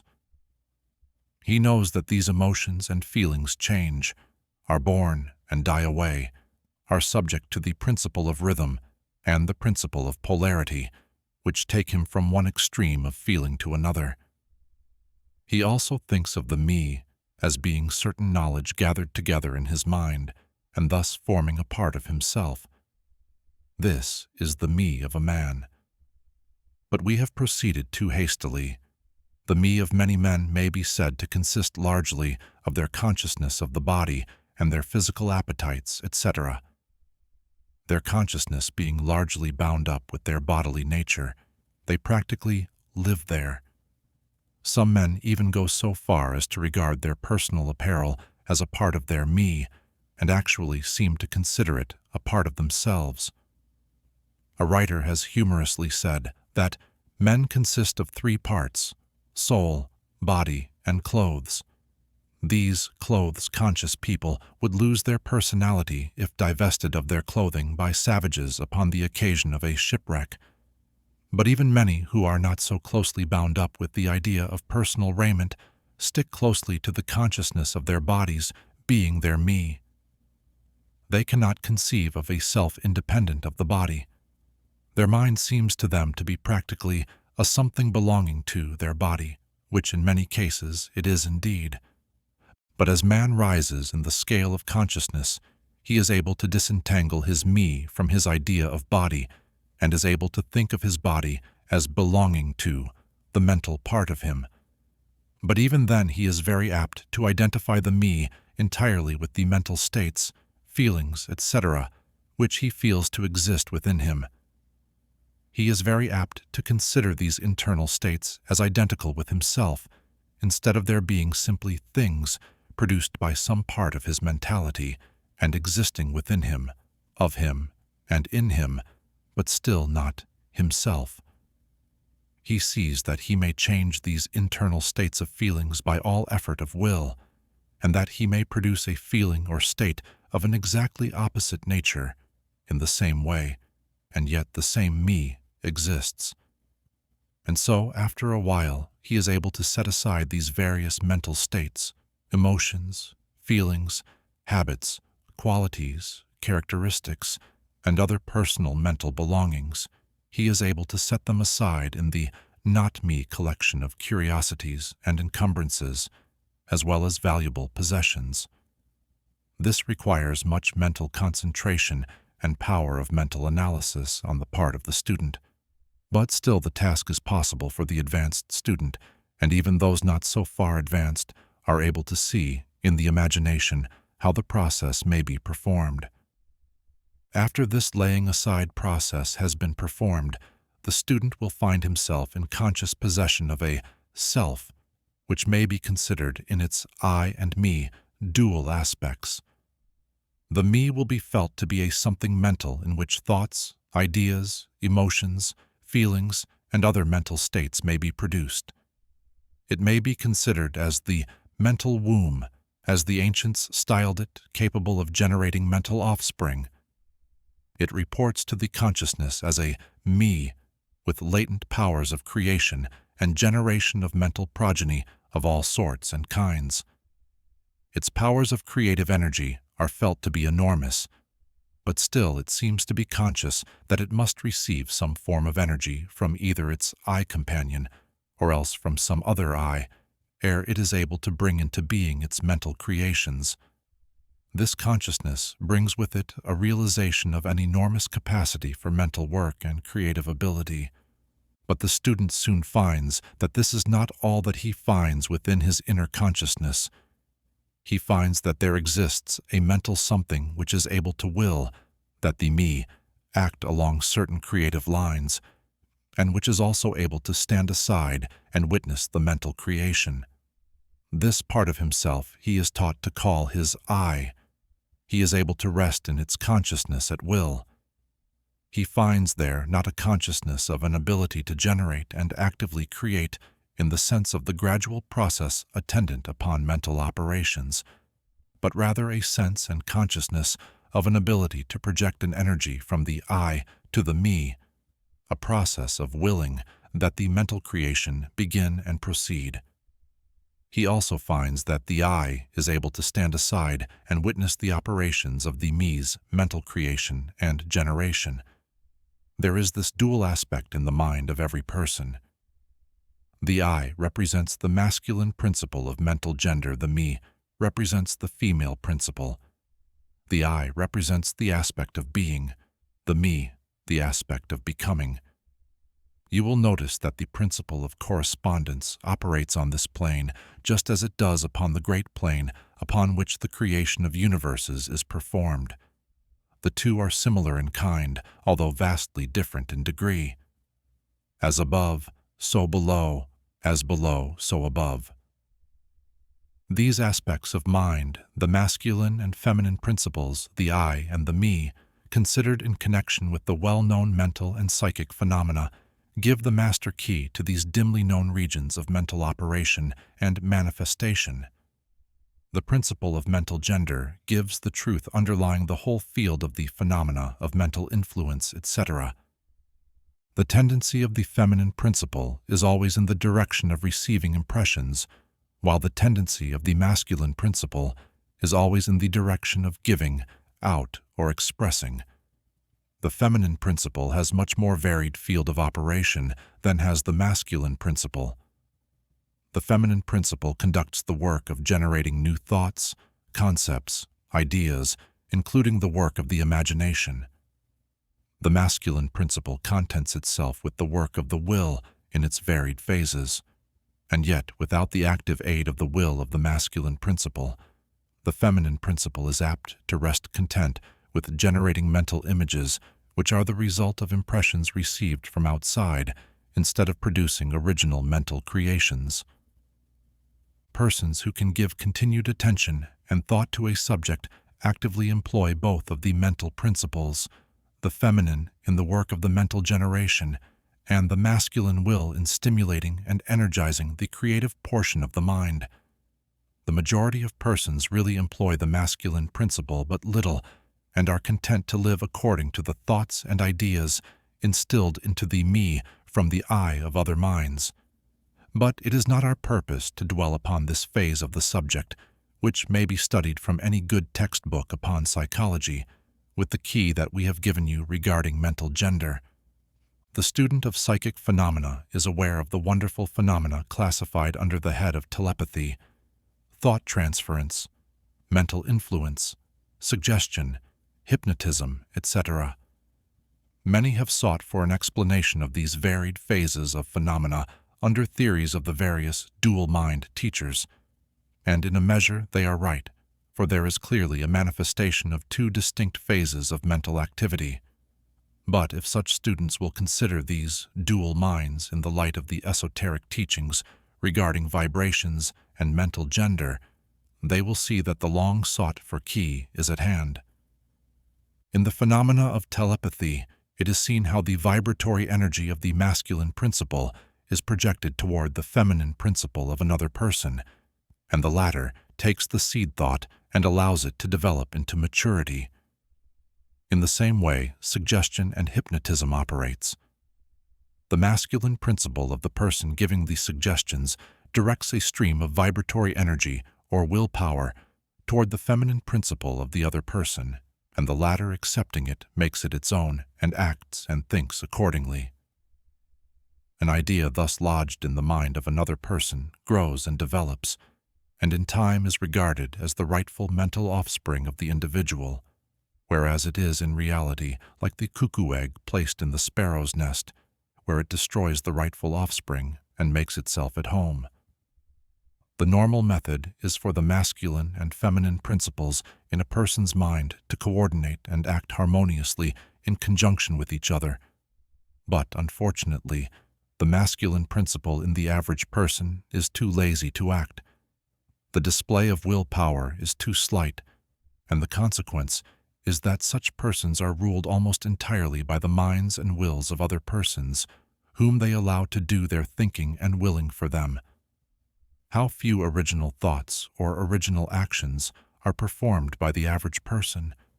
Are not the majority of persons mere shadows and echoes of others having stronger wills or minds than themselves? The trouble is that the average person dwells almost altogether in his me consciousness and does not realize that he has such a thing as an I. He is polarized in his feminine principle of mind, and the masculine principle, in which is lodged the will, is allowed to remain inactive and not employed. The strong men and women of the world invariably manifest the masculine principle of will, and their strength depends materially upon this fact. Instead of living upon the impressions made upon their minds by others, they dominate their own minds by their will, obtaining the kind of mental images desired, and moreover dominate the minds of others likewise in the same manner. Look at the strong people, how they manage to implant their seed thoughts in the minds of the masses of the people, thus causing the latter to think thoughts in accordance with the desires and wills of the strong individuals.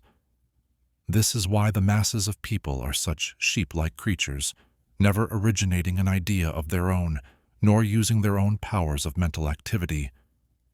The manifestation of mental gender may be noticed all around us in everyday life. The magnetic persons are those who are able to use the masculine principle in the way of impressing their ideas upon others. The actor who makes people weep or cry as he wills is employing this principle. And so is the successful orator, statesman, preacher, writer, or other people who are before the public attention. The peculiar influence exerted by some people over others is due to the manifestation of mental gender along the vibrational lines above indicated. In this principle lies the secret of personal magnetism, personal influence, fascination, etc., as well as the phenomena generally grouped under the name of hypnotism.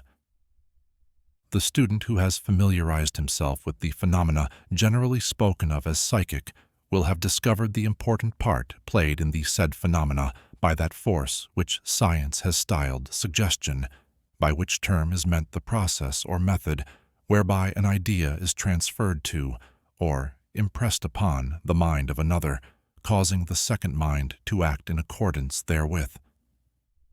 A correct understanding of suggestion is necessary in order to intelligently comprehend the varied psychical phenomena which suggestion underlies. But still more is a knowledge of vibration and mental gender necessary for the student of suggestion. For the whole principle of suggestion depends upon the principle of mental gender and vibration. It is customary for the writers and teachers of suggestion to explain that it is the objective or voluntary mind which make the mental impression or suggestion upon the subjective or involuntary mind.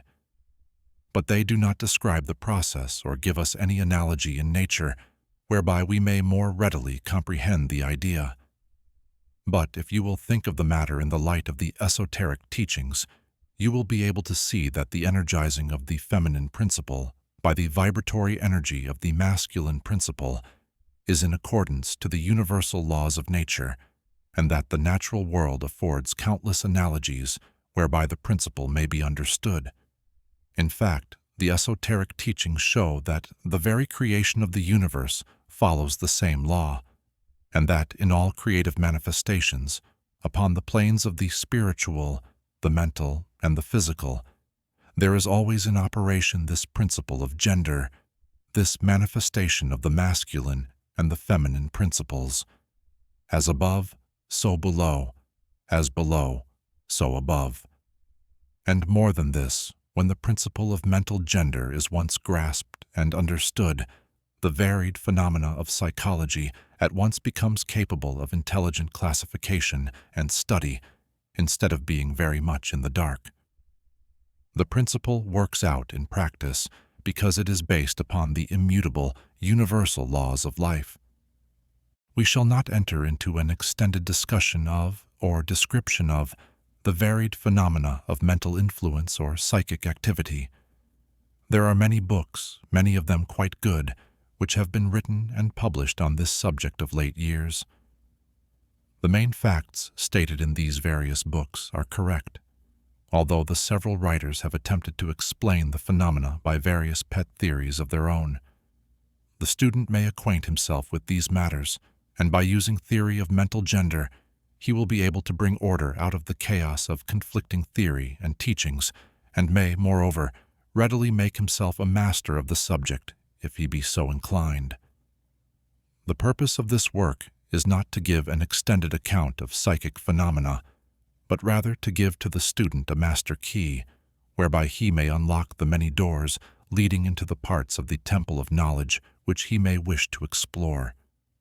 We feel that in this consideration of the teachings of the ancient book, one may find an explanation which will serve to clear away many perplexing difficulties, a key that will unlock many doors.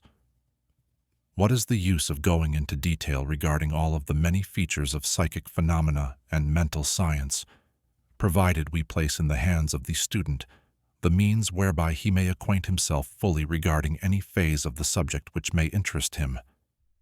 With the aid of the ancient book, one may go through any occult library anew, the old light from Egypt illuminating many dark pages and obscure subjects. That is the purpose of this book. We do not come expounding a new philosophy, but rather furnishing the outlines of a great world-old teaching which will make clear the teachings of others, which will serve as a great reconciler of differing theories and opposing doctrines. Chapter 15. Foundational Esoteric Assumptions. From the ancient book, the possession of knowledge, unless accompanied by a manifestation and expression in action, is like the hoarding of precious metals, a vain and foolish thing. Knowledge, like wealth, is intended for use. The law of use is universal, and he who violates it suffers by reason of his conflict with natural forces. Direct quote. The esoteric teachings, while always having been kept securely locked up in the minds of the fortunate possessors thereof, for reasons which we have already stated, were never intended to be merely stored away and secreted.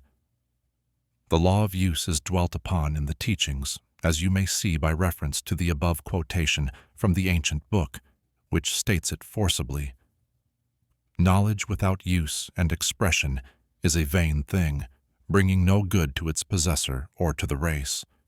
Beware of mental miserliness and express into action that which you have learned. Study the foundational assumptions and general truths, but practice them also. We give below some of the more important foundational esoteric assumptions from the ancient book, with a few comments added to each. Make these your own, and practice and use them, for they are not really your own until you have used them. From the ancient book, to change your mood or mental state, change your vibration. Direct quote. One may change his mental vibrations by an effort of will in the direction of deliberately fixing the attention upon a more desirable state. Will directs the attention, and attention changes the vibration.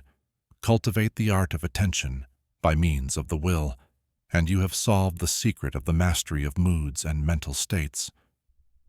From the ancient book, to destroy an undesirable rate of mental vibration, put into operation the principle of polarity and concentrate upon the opposite pole to that which you desire to suppress. Kill out the undesirable by changing its polarity. Direct quote. This is one of the most important of the esoteric formulas. It is based upon true scientific principles. We have shown you that a mental state and its opposite were merely the two poles of one thing, and that by mental transmutation, the polarity might be reversed.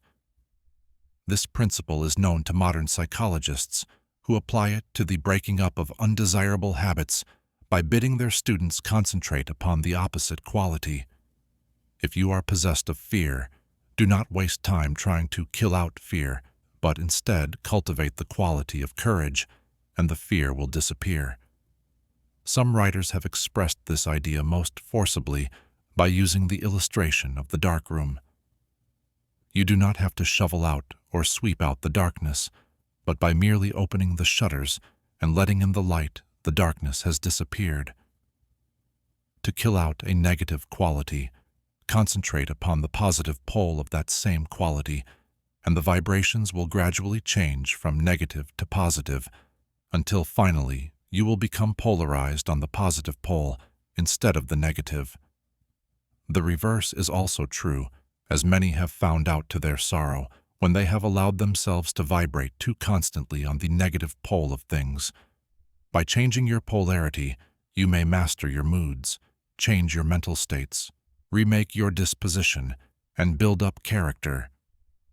Much of the mental mastery of the advanced, the esoteric tradition, is due to this application of polarity, which is one of the important aspects of mental transmutation. Remember the foundational esoteric assumption, quoted previously, which says, "Mind, as well as metals and elements, may be transmuted from state to state, degree to degree, condition to condition, pole to pole, vibration to vibration." Direct quote. The mastery of polarization is the mastery of the fundamental principles of mental transmutation or mental alchemy, for unless one acquires the art of changing his own polarity, he will be unable to affect his environment. An understanding of this principle will enable one to change his own polarity, as well as that of others, if he will but devote the time, care, study, and practice necessary to master the art. The principle is true, but the results obtained depend upon the persistent patience and practice of the student. From the ancient book, rhythm may be neutralized by an application of the art of polarization. Direct quote. As we have explained in previous chapters, the ones who follow the Master of Wisdom hold that the principle of rhythm manifests on the mental plane as well as on the physical plane, and that the bewildering succession of moods, feelings, emotions, and other mental states are due to the backward and forward swing of the mental pendulum, which carries us from one extreme of feeling to the other. The ones who follow the Master of Wisdom also teach that the law of neutralization enables one, to a great extent, to overcome the operation of rhythm in consciousness. As we have explained, there is a higher plane of consciousness, as well as the ordinary lower plane, and the master, by rising mentally to the higher plane, causes the swing of the mental pendulum to manifest on the lower plane, and he, dwelling on his higher plane, escapes the consciousness of the swing backward. This is effected by polarizing on the higher self and thus raising the mental vibrations of the ego above those of the ordinary plane of consciousness. It is akin to rising above a thing and allowing it to pass beneath you.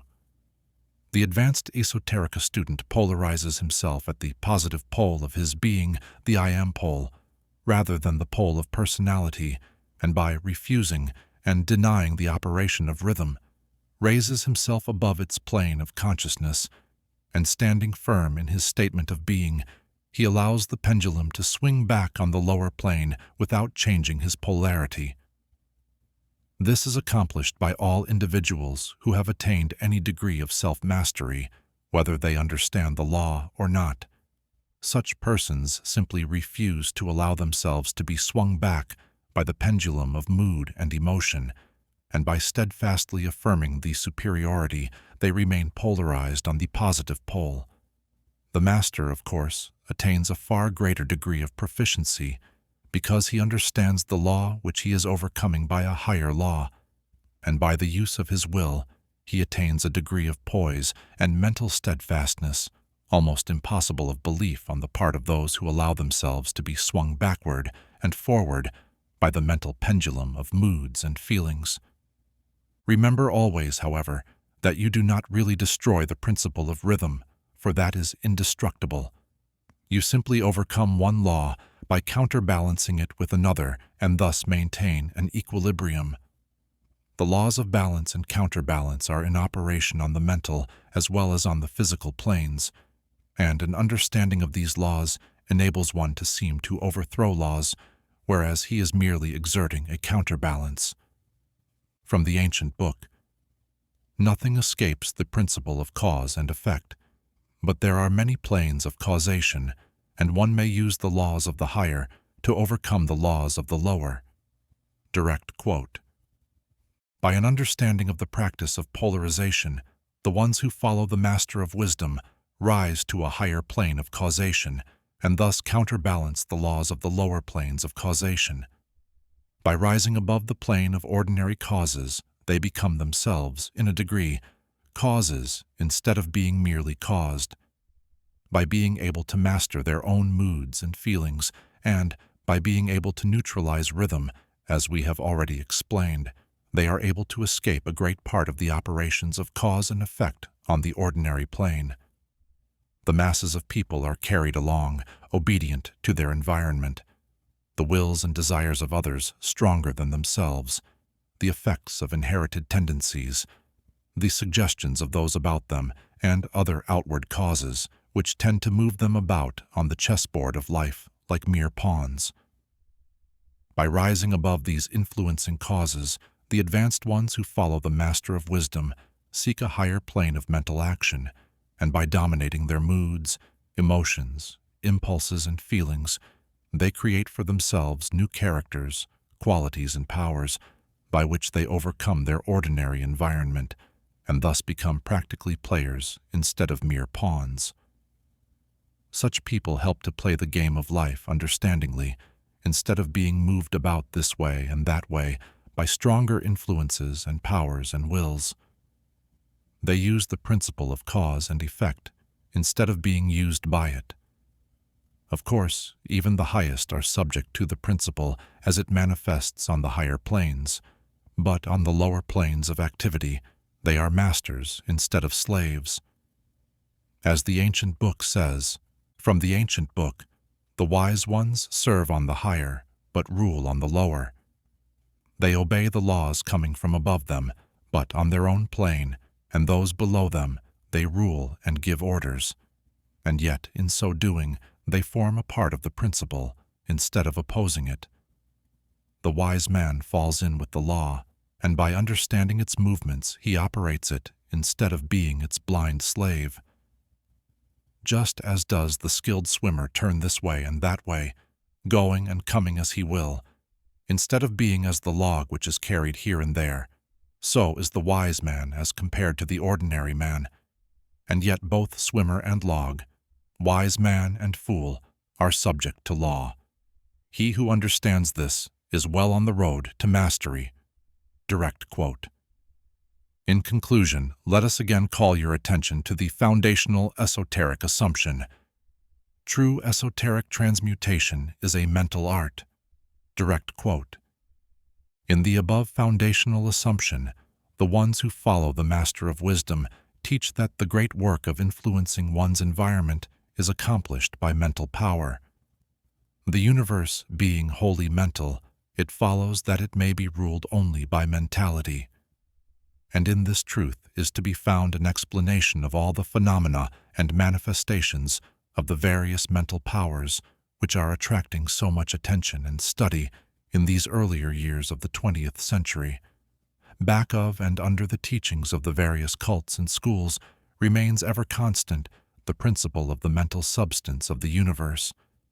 If the universe be mental in its substantial nature, then it follows that mental transmutation must change the conditions and phenomena of the universe. If the universe is mental, then mind must be the highest power affecting its phenomena. If this be understood, then all the so-called miracles and wonder-workings are seen plainly for what they are. The all is mind, the universe is mental,